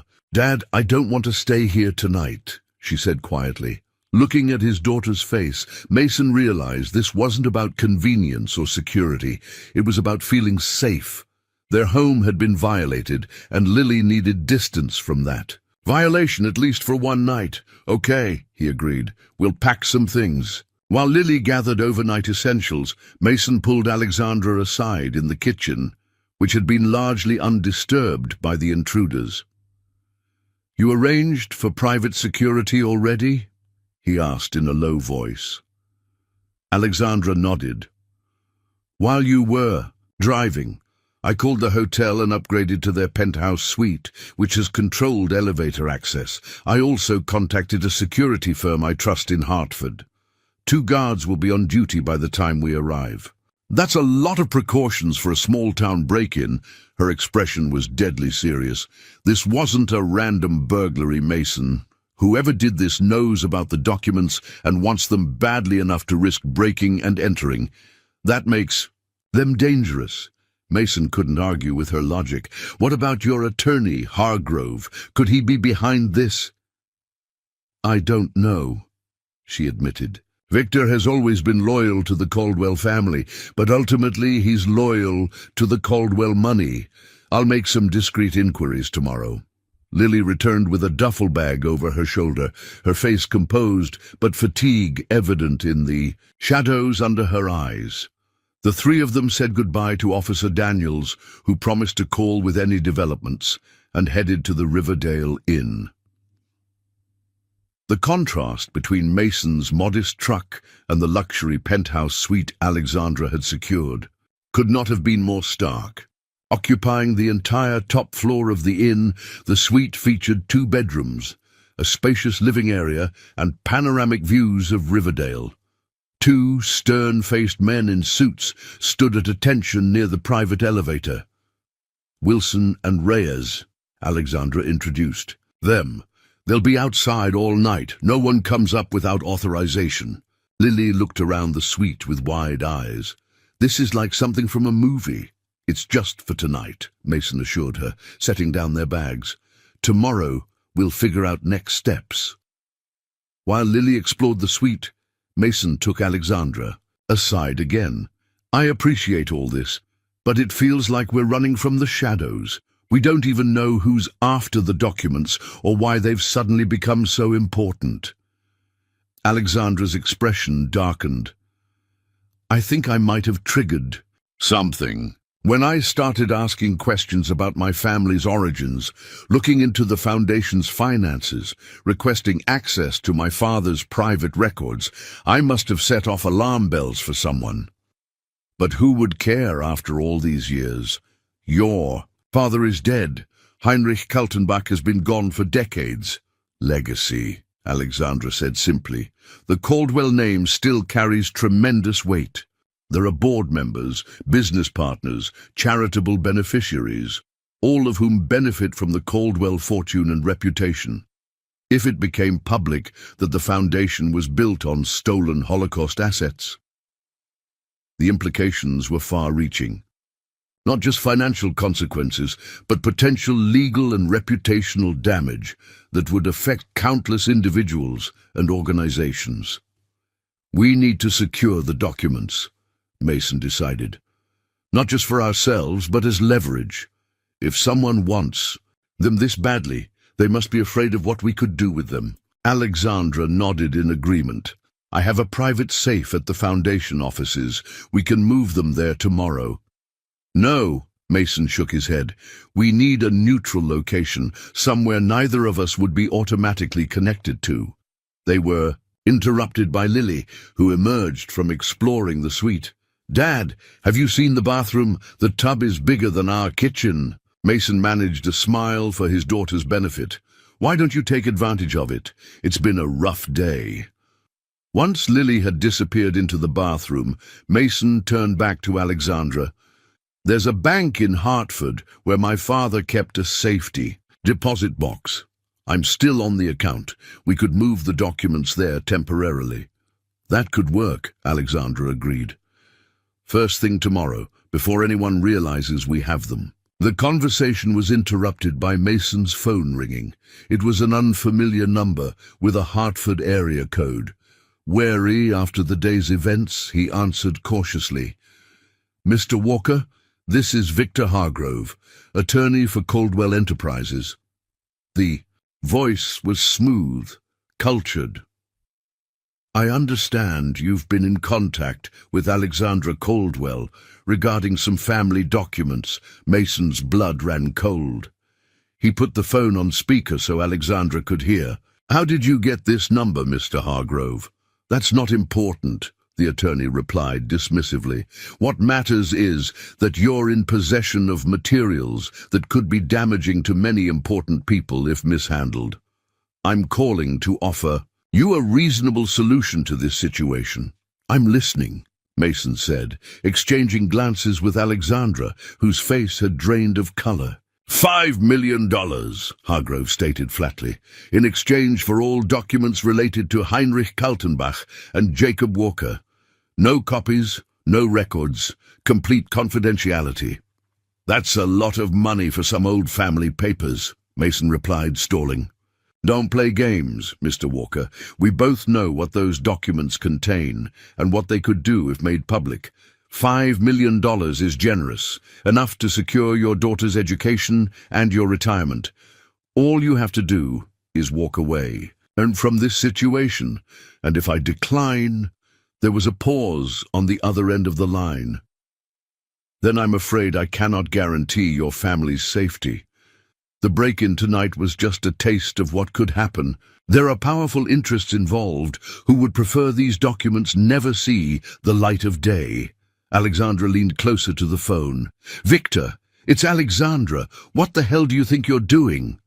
There was a moment of silence before Hargrove responded, his tone noticeably cooler. Alexandra, I'm disappointed to find you with Mr. Walker. Your father spent his life protecting the Caldwell legacy. He would be devastated to see you risking everything he built. My father lied about who he was and where his money came from, Alexandra shot back. I'm trying to make right what he got wrong. Noble sentiments, Hargrove replied with audible disdain, but you're naive if you think this is just about your family's reputation. The Caldwell Foundation funds dozens of charitable organizations, supports research institutions, provides scholarships to hundreds of students. Would you see all that destroyed for the sake of ancient history? Don't pretend this is about protecting charity, Alexandra said, anger rising in her voice. This is about protecting yourself and whoever else has been profiting from my family's secrets. Think very carefully about your next steps, Hargrove warned. Both of you. $5 million, Mr. Walker. The offer stands until noon tomorrow. After that, I can't be responsible for what happens. The line went dead. Mason set the phone down slowly, processing the thinly veiled threat. Well, that answers the question of who's behind the break-in. Alexandra paced the suite, agitation evident in every movement. Victor has been my father's right hand for decades. I knew he might resist changes to the foundation, but I never imagined he'd resort to threats and intimidation. He's not working alone, Mason pointed out. He mentioned powerful interests. There must be others involved who stand to lose if the truth comes out. The foundation board members, Alexandra realized. Several of them have been there since my grandfather's time. They've built careers and fortunes on managing Caldwell money. A chilling thought occurred to Mason. Could they have known about where the money originally came from? Alexandra stopped pacing, the possibility clearly disturbing her. I don't know. Maybe some of them. The older ones, perhaps. She ran a hand through her hair in frustration. God, how deep does this go? They were interrupted by Lily emerging from the bathroom in pajamas, her hair wrapped in a towel. She took in their tense postures immediately. What's wrong now? Mason exchanged a glance with Alexandra, unsure how much to share with his daughter. Lily had already been through enough today, and he instinctively wanted to shield her from further stress. But Lily crossed her arms, her expression resolute. Don't try to protect me, Dad. I'm already involved in this, whether you like it or not. Someone broke into our house looking for documents about our family. I deserve to know what's happening. Mason recognized the determined set of her jaw, so like her mother's when she'd made up her mind about something. Lily wasn't a child anymore, and pretending otherwise wouldn't keep her safe. "You're right," he conceded. "We just received a phone call from Victor Hargrove, Alexandra's family attorney. He offered me $5 million for the documents and threatened us if we don't comply." Lily's eyes widened. $5 million? That's a lot of money. "It is," Mason agreed. "Money that could pay for your college education, secure our future." "But it's blood money," Lily said, surprising him with her immediate understanding. "It comes from what was stolen from Holocaust victims." Alexandra looked at Lily with newfound respect. "That's exactly right, and some very powerful people want to keep that fact buried." Lily sat on the edge of the sofa, thinking. "So what are we going to do?" The question hung in the air. Mason looked at Alexandra, who seemed equally uncertain. The magnitude of what they were facing was beginning to sink in, not just uncovering a decades-old family secret, but potentially confronting a conspiracy that had protected that secret for generations. "We have until noon tomorrow to decide," Mason said finally. "For tonight we're safe here. We should try to get some rest." But as Lily retired to one of the bedrooms and Mason settled on the suite's sofa, rest seemed unlikely. His mind raced with possible scenarios, threats and solutions. $5 million was a life-changing sum, enough to secure Lily's education and future, enough to expand the auto shop or even retire early. Yet the money felt tainted, not just by its origins, but by the threat attached to it. Taking it would mean complicity in a cover-up that had already spanned generations. It would mean teaching Lily that there was a price at which principles could be sold. Around 2 a.m., Mason heard movement and looked up to see Alexandra emerging from the second bedroom, unable to sleep as well. She wore a hotel robe over her clothes, her hair loose around her shoulders, making her look younger and more vulnerable than the polished businesswoman he'd first met. "I keep thinking about what Victor said," she admitted, sinking into an armchair across from him. "About the foundation and all the good it does. He's not wrong about that part. The Caldwell Foundation funds cancer research, educational initiatives, humanitarian aid." "Funded by stolen money," Mason reminded her gently. "Yes, but does that negate the good it's done?" She looked genuinely troubled. "If we go public with all of this, it won't just affect me or Victor or the board members. It could impact thousands of people who benefit from the Foundation's work." Mason considered her words. "Maybe there's a way to make restitution without destroying everything your family has built. The original victims or their heirs deserve justice. But that doesn't mean everything has to come crashing down." "What are you suggesting?" "I'm not sure yet," Mason admitted, "but there has to be a middle path between covering up the truth and burning it all to the ground." Alexandra studied him with a thoughtful expression. "You know, you're nothing like I expected, Mason Walker." "What did you expect?" "I don't know. Someone bitter, perhaps, eager for revenge against the family that tried to take your grandfather's business, or someone greedy, ready to exploit this situation for personal gain." Mason smiled ruefully. "I'm just a mechanic trying to do right by my daughter and my conscience.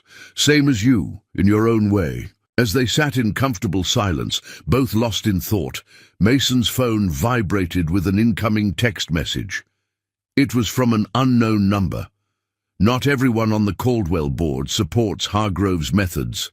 Some of us want the truth told, responsibly. Meet tomorrow 10 a.m. Bartlett Park Gazebo. Come alone. Bring proof."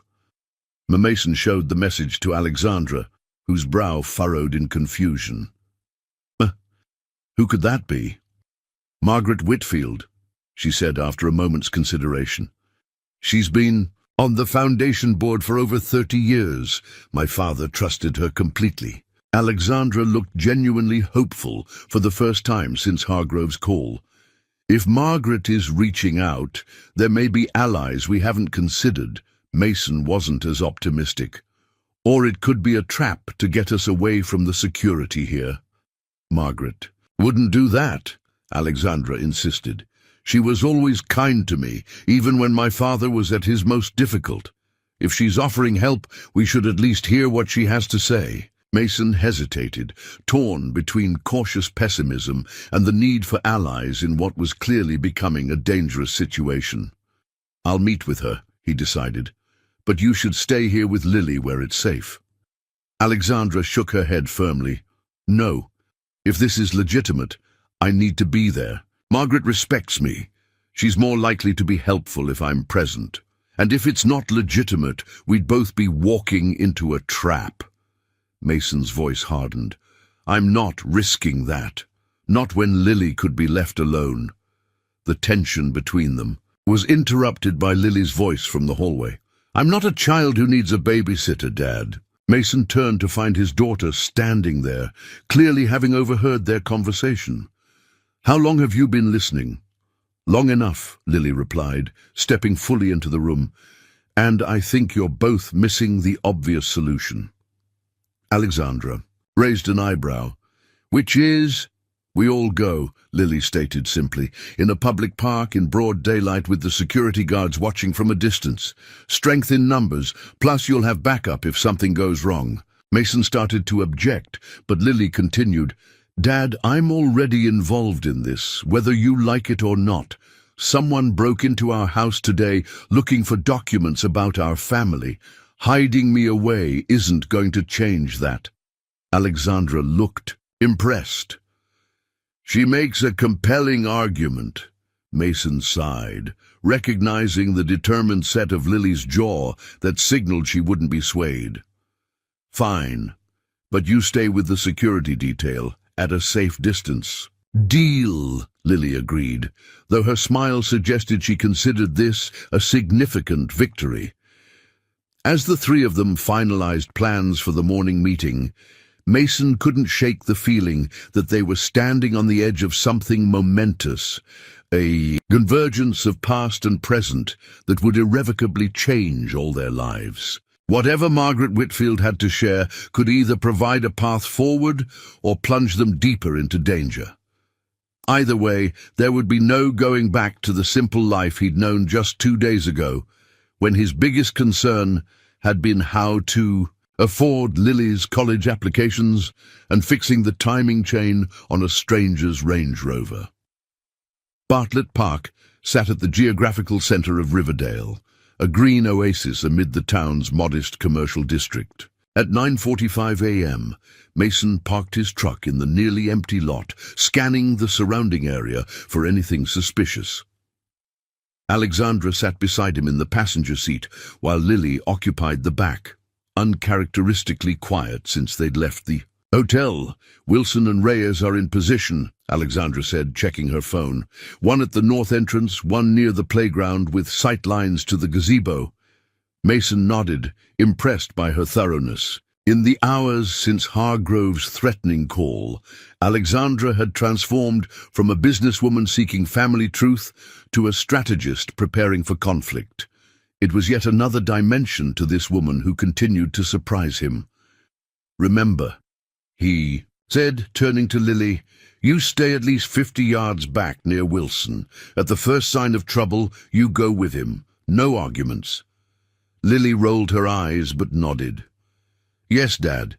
For the 5th time, I understand. The three of them exited the truck and walked toward the park's central area. The morning was bright but cool, with few people around. A young mother pushing a stroller, an elderly man walking his dog, a pair of joggers circling the perimeter path. Nothing seemed immediately threatening. The gazebo stood on a small rise, in the center of the park, its white-painted woodwork gleaming in the morning sun. As they approached, Mason spotted an elderly woman seated on one of the benches inside. She wore a tailored navy pantsuit and a pearl necklace, her silver hair styled in an elegant bob. She exuded an aura of old-money refinement that seemed at odds with the modest surroundings. That's Margaret, Alexandra confirmed in a low voice. I've known her my whole life.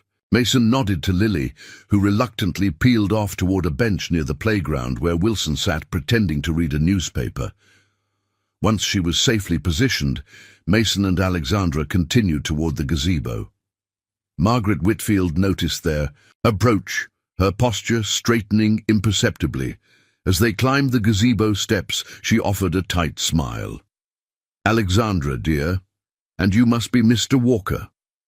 Her voice carried the polished cadence of New England privilege. "Thank you for coming." "Mrs. Whitfield," Mason acknowledged with a nod. "Your message was rather cryptic."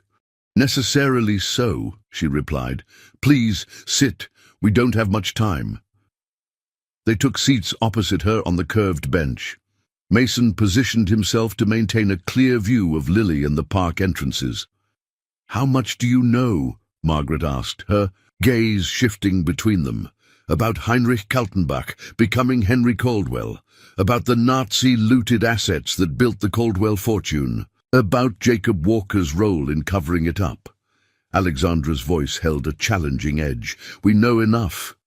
Margaret nodded, seemingly unsurprised. "Then you understand why certain parties are desperate to keep this information contained." "Victor Hargrove," Mason stated flatly. "Victor is merely the most visible face of a much larger concern," Margaret corrected. "The Caldwell Foundation isn't just a charitable organization. It's a complex web of financial interests, political connections, and corporate alliances built over 75 years. "Who else is involved?" Alexandra pressed. Margaret's lips thinned. "Half the board, key executives in Caldwell Enterprises, 2 sitting federal judges, a senator, and numerous civic leaders who've benefited from Caldwell largesse over the decades." Mason whistled softly. "That's quite a conspiracy of silence." "It wasn't always so elaborate," Margaret explained. "In the beginning it was simply Henry, protecting his new American identity and the assets he'd brought with him. But as the fortune grew and the foundation expanded its influence, more people became invested in maintaining the official narrative." "And where do you fit in this picture?" Mason asked, still wary of her motives. Margaret's expression softened slightly. "I joined the board 42 years ago at Edward Caldwell's invitation. I was a young widow with a law degree and connections in Hartford society. Edward needed someone with my background to lend legitimacy to certain foundation initiatives." You know the truth about where the money came from?" Alexandra's question was direct, unflinching. A shadow passed over Margaret's face. "Not at first. By the time I pieced it together, I was already deeply entangled in the Foundation's work. I told myself the good we were doing outweighed the sins of the past. But now," Mason prompted. "Now I'm 81 years old and facing my own mortality," Margaret said simply. "I've spent decades rationalizing my complicity. I can't take that burden to my grave." Alexandra studied the older woman intently. "So you want to help us expose everything?" "Not exactly." Margaret reached into her handbag and withdrew a slim leather portfolio. "What I want is controlled disclosure and meaningful restitution, not a public scandal that would destroy thousands of innocent lives connected to the Foundation." She handed the portfolio to Alexandra, who opened it to reveal legal documents, financial statements, and what appeared to be a comprehensive organizational chart of the Caldwell Foundation's structure. "What is this?" Alexandra asked, scanning the materials. "A roadmap," Margaret replied. "These documents outline a legal strategy for establishing a separate restitution fund using Foundation assets while insulating ongoing charitable programs. From the fallout." Mason leaned closer to examine the papers. "You've been planning this for some time." "Since Edward's death," Margaret confirmed. "I knew Alexandra would eventually discover the truth about her family's past. I wanted to be prepared." Alexandra looked up from the documents, her expression a mixture of surprise and suspicion. "Why didn't you come to me directly? Why all this cloak and dagger business?" "Because not everyone shares my desire for belated justice," Margaret said grimly. "Victor and his faction believe the appropriate response is to eliminate all evidence, and silence anyone who might expose the truth, like having our house broken into, Mason noted. That was just the beginning, Margaret warned. Victor has resources at his disposal that you can't imagine. Corporate security personnel, private investigators, connections in law enforcement. If he believes you're a genuine threat, there are few lines he won't cross. Mason exchanged a concerned glance with Alexandra. You're painting a pretty bleak picture here. I'm being realistic, Margaret countered. The Caldwell legacy represents billions in assets and generations of influence. People have killed for far less. The starkness of her assessment hung in the air between them. Mason found himself automatically checking on Lily, who sat watching them intently from her distant bench. What do you suggest we do? Alexandra finally asked. Margaret tapped the portfolio. Follow this plan. It creates a legally defensible framework for restitution while preserving the Foundation's core mission. The strategy requires both your cooperation, Alexandra with her position and resources, Mr. Walker with the documented evidence. And what about Victor and his faction? Mason pressed. They're not going to just stand by while we implement this plan. A thin smile crossed Margaret's face. That's why we need to move quickly. There's a quarterly board meeting tomorrow morning. With the right preparation, we can present this plan as a fait accompli, with sufficient board support to isolate Victor. Alexandra looked skeptical. You believe you can sway enough board members to support this? 4 are already on board, Margaret assured her.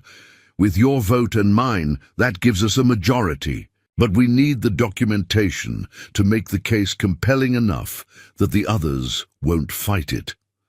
Mason considered the older woman carefully.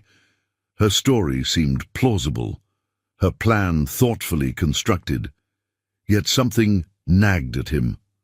A lifetime of fixing broken machines had taught him to look beyond the obvious problem for the underlying cause. Why now? He asked suddenly. The Caldwell secret has been buried for 75 years. What's changed that makes this the moment for truth? Margaret's expression shifted, almost imperceptibly. As I said, I'm facing my own mortality. No, Mason interrupted. There's something else, something specific that's forced your hand. The older woman assessed him with newfound respect. Perceptive, Mr. Walker. Yes, there is another factor. She glanced around to ensure they weren't being overheard. The Israeli government's Holocaust Assets Recovery Initiative has recently identified several artworks once owned by the Kaltenbach family. They're tracing the provenance backward and will eventually connect the dots to the Caldwell Foundation. Alexandra inhaled sharply. How long do we have? Months, perhaps weeks, Margaret replied. Victor's sources alerted him to the investigation 3 months ago.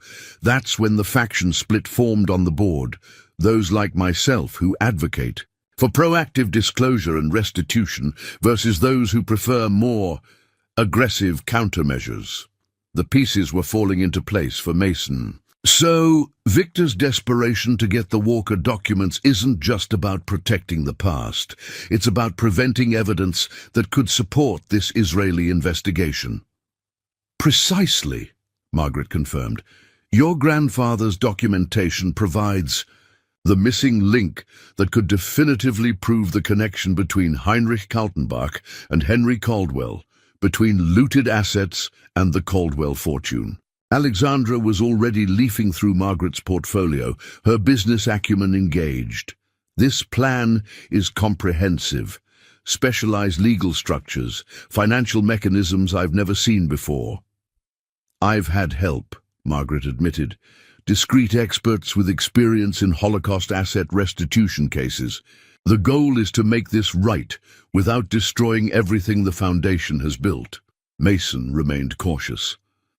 And you're certain the other board members you've mentioned will support this approach? As certain as one can be in these circumstances, Margaret replied. Self-interest is a powerful motivator. The plan includes immunity provisions for board members who cooperate fully. A movement in Mason's peripheral vision caught his attention. A black SUV had pulled into the park's parking lot, not a Range Rover like Alexandra's, but a Cadillac Escalade with tinted windows. Something about it raised his internal alarm.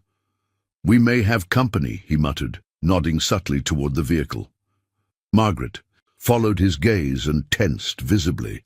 "That's Victor's car. We need to go, now."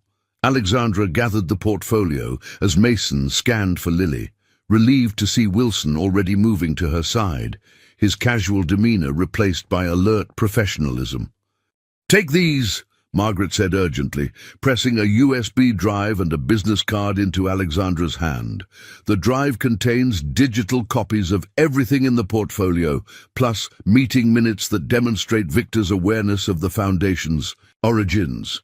The card has a secure contact number. Call it tonight at 8. They descended the gazebo steps quickly, Mason keeping himself between the women and the approaching Escalade. As they reached the path, the SUV's doors opened, and 3 men in business suits emerged, Victor Hargrove among them. "Alexandra," Hargrove called, his voice carrying across the park. "A word, please." "Keep walking," Margaret instructed under her breath. "My car is at the south entrance." Mason spotted Reyes moving to intercept Hargrove's group, buying them precious seconds. "Lily," he called, gesturing for his daughter to join them. She hurried over, eyes wide with apprehension. "What's happening?" "Change of plans," Mason explained tersely, guiding her along the path that curved toward the south end of the park. "We're leaving with Mrs. Whitfield." Hargrove's voice rose behind them. "This is a terrible mistake, Alexandra. We can still resolve this privately." They quickened their pace, Lily keeping up admirably despite her confusion. Margaret led them to a silver Mercedes parked just outside the park's wrought-iron fence. "Get in," she urged, unlocking the doors with a remote. Mason hesitated, years of caution making him wary of entrusting their safety to this woman he'd just met, regardless of her apparent sincerity. "Dad," Lily said quietly, "Mr. Hargrove is coming." The attorney was indeed approaching rapidly, having circumvented Reyes somehow. His normally composed features were tight with barely controlled anger. "Go with Mrs. Whitfield," Mason decided, opening the back door for Alexandra and Lily. "I'll delay. Hargrove and meet you later." "Mason?" "No," Alexandra began, but he closed the door firmly. "Go," he instructed Margaret, who nodded grimly and slid into the driver's seat. As the Mercedes pulled away, Mason turned to face Victor Hargrove, who slowed his approach upon realizing his quarry was escaping. "Mr. Walker," Hargrove greeted him, with cold formality. "I believe we had until noon to discuss my offer." "I decided early," Mason replied evenly. "The answer is no." Hargrove's polished veneer cracked slightly, revealing the steel beneath. "You have no idea what you're involving yourself in. This goes far beyond a family secret or moral qualms about ancient history." "So I'm learning," Mason acknowledged, maintaining a safe distance between them. "Funny how Holocaust asset theft doesn't seem like ancient history to the families who never received justice." The attorney's eyes narrowed. "Justice is a luxury, Mr. Walker. What we're protecting is stability, financial systems, charitable works, institutional relationships, built over decades. Would you sacrifice all that for abstract principles?" "I'm a simple mechanic," Mason replied, a hint of irony in his tone. "I fix things that are broken. And from where I'm standing, the Caldwell Foundation needs some serious repairs." Hargrove's expression hardened. "Margaret Whitfield is not the ally you think she is. She has her own agenda in all this, one that may not align with your noble intentions or Alexandra's naive idealism." The statement gave Mason pause. "What do you mean?" "Did she tell you about her son?" Hargrove asked, a calculating gleam in his eye. "About his position on the board of Whitfield Holdings, which manages over 30% of the Foundation's investment portfolio. About the management fees that would vanish if the Foundation's assets were significantly diminished." Mason kept, his expression neutral, though the information was new to him. Everyone has competing interests in this situation, including you. The difference, Hargrove pressed, is that I'm being transparent about those interests. $5 million, Mr. Walker. That offer still stands. Transparent about buying my silence, maybe, Mason countered, but not about who else is involved or what they're really protecting. A sleek black sedan pulled up behind Hargrove, and one of his associates stepped out, whispering something in the attorney's ear. Hargrove's expression shifted almost imperceptibly before he focused again on Mason. It seems Alexandra and your daughter are headed to the Caldwell estate in Westport, he said smoothly. An interesting choice on Margaret's part. Mason's stomach tightened. He'd assumed Margaret would take them somewhere in Hartford near the foundation offices. Westport was in the opposite direction, over an hour away on the coast. What's in Westport? He asked, trying to keep his voice level. The family seat, Hargrove replied, where Edward Caldwell maintained his private office and personal archives. It's also where Heinrich Kaltenbach spent his final years, living in the guest house under the name Uncle Henry. The revelation added yet another layer to the already complex situation. Mason fought to maintain his composure, not wanting Hargrove to sense his growing concern about Lily's whereabouts. "If you'll excuse me," Mason said, taking a step back, "I have a car to repair."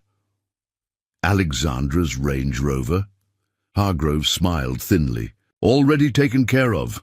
A Caldwell Enterprises fleet mechanic picked it up from your shop an hour ago, paid your invoice in full, plus a generous gratuity." The casual demonstration of reach and resources was clearly intended to intimidate. Mason refused to give Hargrove the satisfaction of appearing unsettled. "Then I have other cars waiting," he replied, continuing his backward progress toward his truck. "One last thing, Mr. Walker," Hargrove called after him. "Whatever Margaret has told you, whatever documentation she's provided, ask yourself who benefits most from her particular version of controlled disclosure. The answer might surprise you." With that cryptic warning, the attorney returned to his waiting Escalade, leaving Mason with more questions than answers. In his truck, Mason immediately tried calling Alexandra, but the call went straight to voicemail. He tried Lily next, with the same result. Fighting down rising panic, he called the security firm Alexandra had hired, using the contact information she'd shared with him the night before. "This is Meridian Security," a professional voice answered. "This is Mason Walker." He identified himself with the code phrase Alexandra had established. "I'm trying to reach Wilson or Reyes, who were providing protective services to Alexandra Caldwell." "One moment, sir." After a tense wait, a different voice came on the line. "Mr. Walker, this is Matthews, Operations Supervisor. We've lost contact with both Wilson and Reyes within the last 20 minutes. Their GPS trackers show them still at Bartlett Park, but they're not responding to calls." Mason's blood ran cold. "What about Ms. Caldwell? Are you tracking her?" "We have a beacon on her phone, but it's currently inactive. Last signal placed her moving eastbound on Route 15 approximately 30 minutes ago, toward Westport, confirming Hargrove's information." Mason gripped the steering wheel tightly, forcing himself to think clearly, despite his mounting fear. "I need an address for the Caldwell estate in Westport," he said. "Sir, if there's a potential security situation, we should dispatch a team." "The address," Mason interrupted firmly, "and any information you have on Margaret Whitfield." There was a brief hesitation before Matthews replied, "The Caldwell estate is at 427 Shoreline Drive in Westport. As for Margaret Whitfield, she's listed in our database as an approved contact for Ms. Caldwell, security clearance level 2. "What does that mean exactly?" "It means Ms. Caldwell has previously authorized Mrs. Whitfield to access secure areas and information, but not to make security decisions on her behalf." Mason processed this information, trying to reconcile it with Hargrove's insinuations about Margaret's motives.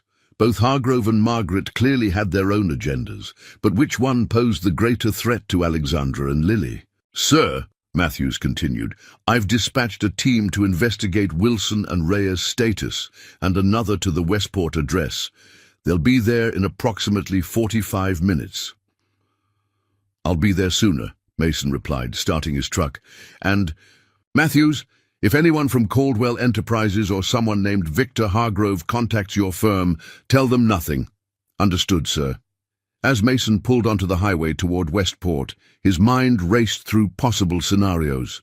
Had Margaret genuinely taken Alexandra and Lily to safety, or was she serving some agenda Mason couldn't yet discern? Was Hargrove simply trying to sow distrust, or had he revealed a legitimate concern? Most pressingly, why weren't Alexandra and Lily answering their phones? The Westport address was programmed into his GPS, showing an estimated arrival time of 11:37 a.m. Mason pushed his old truck harder than it was accustomed to traveling, shaving precious minutes off that projection. As he drove, he recalled something his father had told him years ago. "When you're working on a complex problem, son, don't just focus on the obvious broken part. Look at the whole system. Sometimes what looks like the problem is just a symptom of something broken elsewhere." The wisdom seemed particularly relevant now. Mason had been focusing on the documents, on the historical secret they revealed, but perhaps the real issue lay in the present, in the complex web of financial interests, power structures, and personal agendas that had grown around that original sin. His phone rang, displaying an unfamiliar number. Mason answered immediately, hoping for news from Alexandra or Lily. Mason Walker, a woman's voice, but not one he recognized. "Who is this?" he demanded. "My name is Rachel Goldstein. I'm with the Holocaust Assets Recovery Initiative. We need to talk about Heinrich Kaltenbach and the Caldwell Foundation." Mason nearly swerved in surprise. "How did you get this number?" "From Margaret Whitfield," Rachel replied. "She contacted me this morning, said you and Alexandra Caldwell have documentation we've been seeking for years." Another piece of the puzzle clicked into place. Margaret hadn't just been preparing for the Israeli investigation, she'd been actively cooperating with it. "Where are Alexandra and my daughter?" Mason asked directly. "I don't know," Rachel admitted, sounding concerned. "Margaret was supposed to bring them to a secure meeting location after contacting you. She hasn't checked in." Mason's grip on the steering wheel tightened. "I'm headed to the Caldwell estate in Westport. That's where I believe she's taken them." "The estate?" Rachel sounded alarmed. "That wasn't the plan.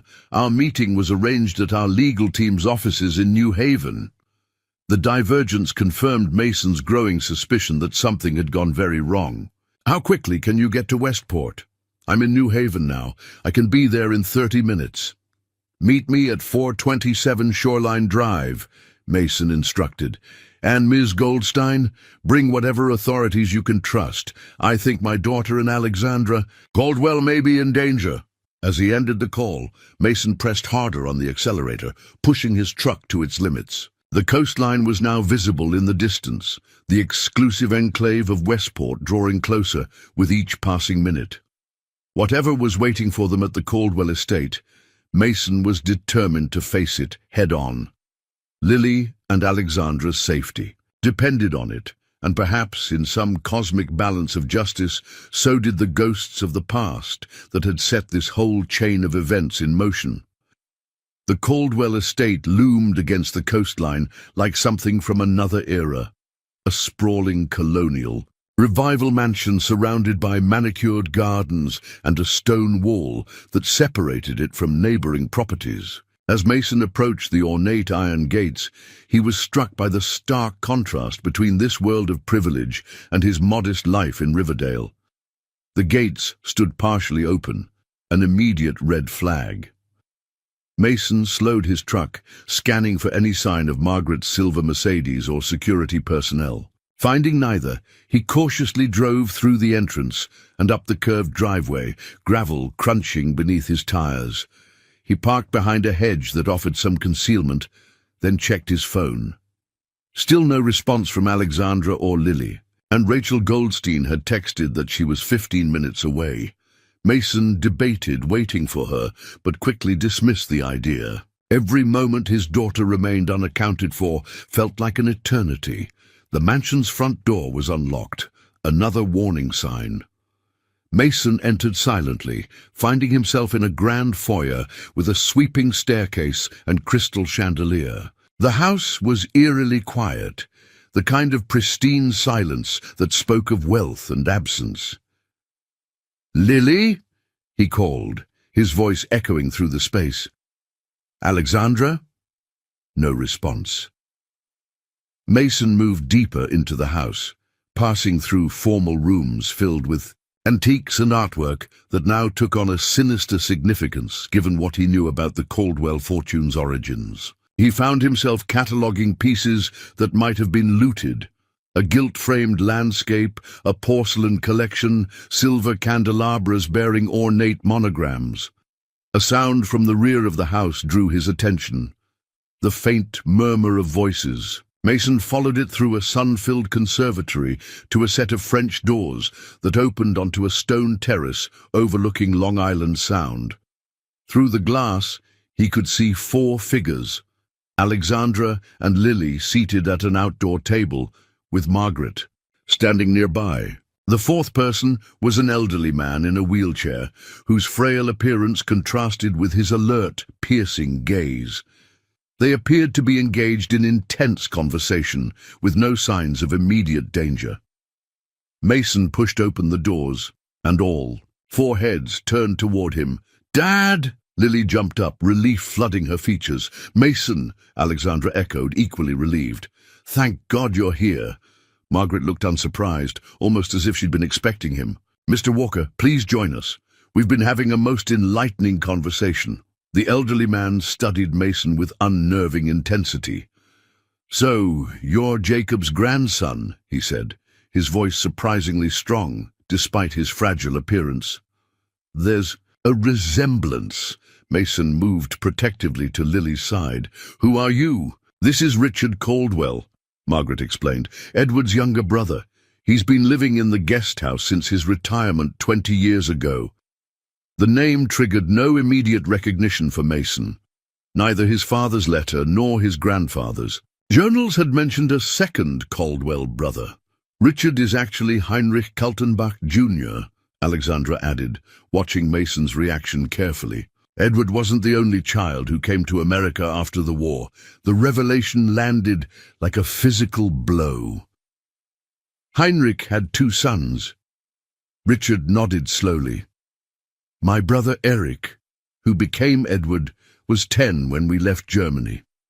I was only 4, too young to remember much of our life before America, too young to understand what our father had done." Mason turned to Lily, checking her for any signs of distress. "Are you okay? Why haven't you answered your phone?" "No cell service in this part of the property," Lily explained. "And I'm fine, Dad. Better than fine. I've been learning our family. History, the real history. Why did you bring them here?" Mason demanded of Margaret. "The plan was New Haven, not Westport." Margaret's expression remained composed. "Plans changed when I realized Victor had surveillance on us at the park. Richard needed to be part of this conversation. He's the last living link to Heinrich Kaltenbach, the only person who can verify certain details about what happened after the war." Mason remained wary. "Hargrove suggested you have your own agenda in all this." "Of course I do," Margaret acknowledged frankly. "I've spent 40 years of my life serving the Caldwell Foundation. I want to see it survive in some form, even as we make restitution for its origins." "And what about your son's company managing foundation investments?" Mason pressed. Hargrove mentioned that too. A flicker of irritation crossed Margaret's features. "Victor is grasping at straws. Yes, my son's firm manages some foundation assets, but he recused himself from all discussions about this matter. Unlike Victor, some of us can separate personal Interest from ethical imperatives. Richard Caldwell cleared his throat. Perhaps we should focus on the matter at hand. I understand you have my father's documents, Mr. Walker. Mason nodded cautiously. I have the portfolio my grandfather preserved. And I have something to add to it, Richard said, gesturing to a leather folder on the table. My own records of what happened after we came to America, how the assets were transformed, laundered through legitimate businesses used to build the Caldwell name. Alexandra leaned forward. Uncle Richard has been keeping his own documentation for decades, Dad. He always knew the truth, but felt powerless to act while his brother was alive. The familiarity with which Alexandra addressed Richard, Uncle Richard, suggested they'd established some rapport in the brief time before Mason's arrival. I was the family disappointment, Richard explained with a bitter smile. The sickly younger son who lacked Edward's ruthless business instincts. My brother kept me comfortable, but marginalized, a family embarrassment tucked away in the guest house, dependent on his generosity. But you knew everything, Mason observed. Richard nodded. I knew, and I documented, and I waited. For what? I wasn't entirely sure until Alexandra appeared at my door this morning with your daughter and Margaret. The mention of waiting resonated. With Mason, his own grandfather and father had also waited, preserving evidence while taking no direct action. 3 generations of men, each burdened with knowledge they couldn't quite bring themselves to use. I made a call while you were en route, Margaret interjected. Rachel Goldstein from the Holocaust Assets Recovery Initiative should be joining us shortly. As if on cue, the sound of tires on gravel announced a new arrival. Minutes later, Rachel Goldstein appeared on the terrace, a formidable woman in her 50s, with steel-grey hair and the focused intensity of someone who had dedicated her life to a cause. Mrs. Whitfield, she acknowledged Margaret before turning to the others. Ms. Caldwell, Mr. Walker. Her gaze lingered on Richard. And you must be Heinrich Kaltenbach, Jr. Richard inclined his head.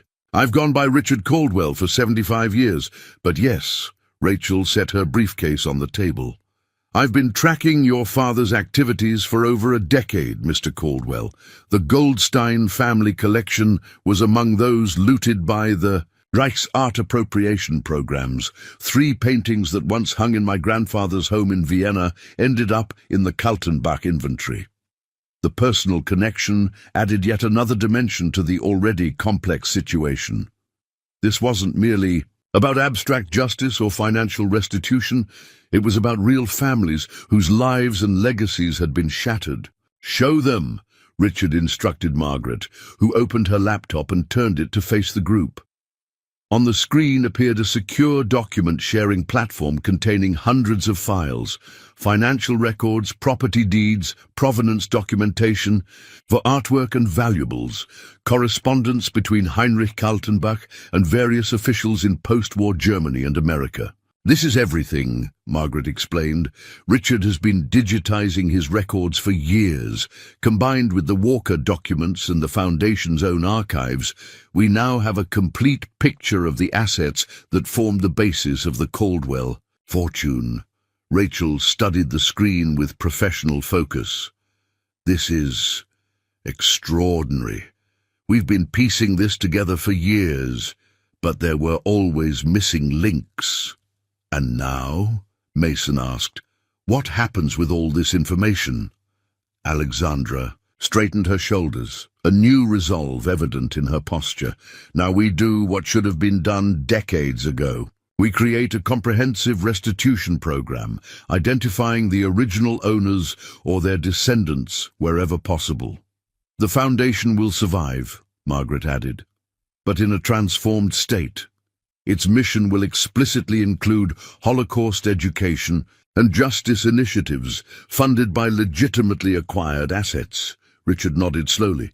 It won't undo what my father did. Nothing can. But perhaps it can finally break the cycle of secrecy and complicity that has poisoned 3 generations of both our families. What about Hargrove and his faction? Mason asked. They won't simply stand down. Margaret's expression hardened. Victor overplayed his hand with the break-in and threats. I've already spoken with key board members who were unaware of his methods. With Richard's testimony and these documents, Victor's position is untenable. And if he escalates? Mason pressed, Rachel interjected. The Israeli government takes a rather dim view of attempts to obstruct Holocaust asset recovery. If necessary, we can involve international authorities. As the conversation continued, Mason found himself watching Lily, who had been uncharacteristically quiet. She caught his eye and gave him a small smile, not the carefree smile of the girl she'd been days ago, but something more measured, more aware. You okay with all this? He asked softly, moving to sit beside her. It's a lot, she admitted, but it feels right, Dad. Great-Grandpa Jacob could have exposed everything back in 1945, but he chose silence. Grandpa Robert continued that silence. You have the chance to make a different choice. Mason was struck by the wisdom in her words. When did you get so grown up? Probably around the time someone broke into our house, she replied with a hint of her usual humor. Alexandra joined them, leaving Margaret and Rachel deep in technical discussion with Richard. Your daughter is remarkable, Mason. She's been asking all the right questions, better ones than I did when I first learned the truth. Mason felt a surge of paternal pride. She's going to make an amazing doctor someday. About that, Alexandra said, her expression softening. I've been thinking about my role in all this going forward. Once the restitution process is established, the Foundation will need new leadership, people without the baggage of the Caldwell name. Are you planning to step down? Mason asked, surprised. Eventually. But first, I want to establish a medical scholarship program as part of our restructuring, specifically for students committed to serving vulnerable populations. She glanced meaningfully at Lily. Your daughter would be an ideal first recipient. The offer caught Mason off guard. Alexandra, that's not charity, she interrupted firmly, and not an attempt to buy goodwill. It's about creating something positive from all this, a legacy that looks forward instead of back. Before Mason could respond, the sound of multiple vehicles approaching drew everyone's attention. Through the windows, they could see 3 black SUVs pulling up to the mansion. Victor, Margaret said grimly, rising from her seat. Rachel closed her laptop. I've already transmitted key documents to my team. If he's planning something drastic, it's too late. Mason moved protectively toward Lily, but Alexandra placed a calming hand on his arm. It's all right, she said with surprising confidence. I suspected he might track us here. That's why I made a call of my own on the way. As the front doors opened and footsteps approached, Victor Hargrove appeared at the terrace entrance, flanked by 2 security personnel. His customary polish had given way to barely contained fury. This is a serious mistake, he began, but stopped short at the sight of Richard Caldwell. Hello, Victor, Richard said mildly. We were just discussing your unauthorized initiatives. Regarding family matters, Hargrove's composure faltered. Mr. Caldwell, Save it, Alexandra interrupted, rising to her full height. The board chairman is already on his way, along with representatives from the State Attorney General's office. Breaking and entering, threatening a minor, attempted extortion. You've been busy, Victor? As if to confirm her words, another vehicle appeared in the driveway. A town car flying small flags on its hood that indicated official government transportation. Hargrove's face drained of color as he realized his position was untenable. Alexandra, be reasonable. Everything I've done has been to protect the Caldwell legacy. No, she corrected him firmly. Everything you've done has been to protect your own interests and position. The true Caldwell legacy begins today with honesty and restitution. As Hargrove was escorted from the terrace by newly arrived officials, Mason found himself standing with Alexandra, Lily, and Richard Caldwell, 4 people connected by a complex web of history, secrets, and now a shared commitment to long overdue justice. What happens now? Lily asked, watching the flurry of activity as more officials arrived and began cataloguing documents. Richard Caldwell reached for her hand, his eyes, so similar to her own, glistening with emotion. Now, my dear, we finally tell the truth. All of it, and then we begin the hard work of making amends. Alexandra turned to Mason, her expression both weary and hopeful. I still can't believe a broken timing chain led to all of this. Mason smiled, thinking of all the unexpected connections that had brought them to this moment. Sometimes what seems broken is actually the first step toward fixing something much bigger.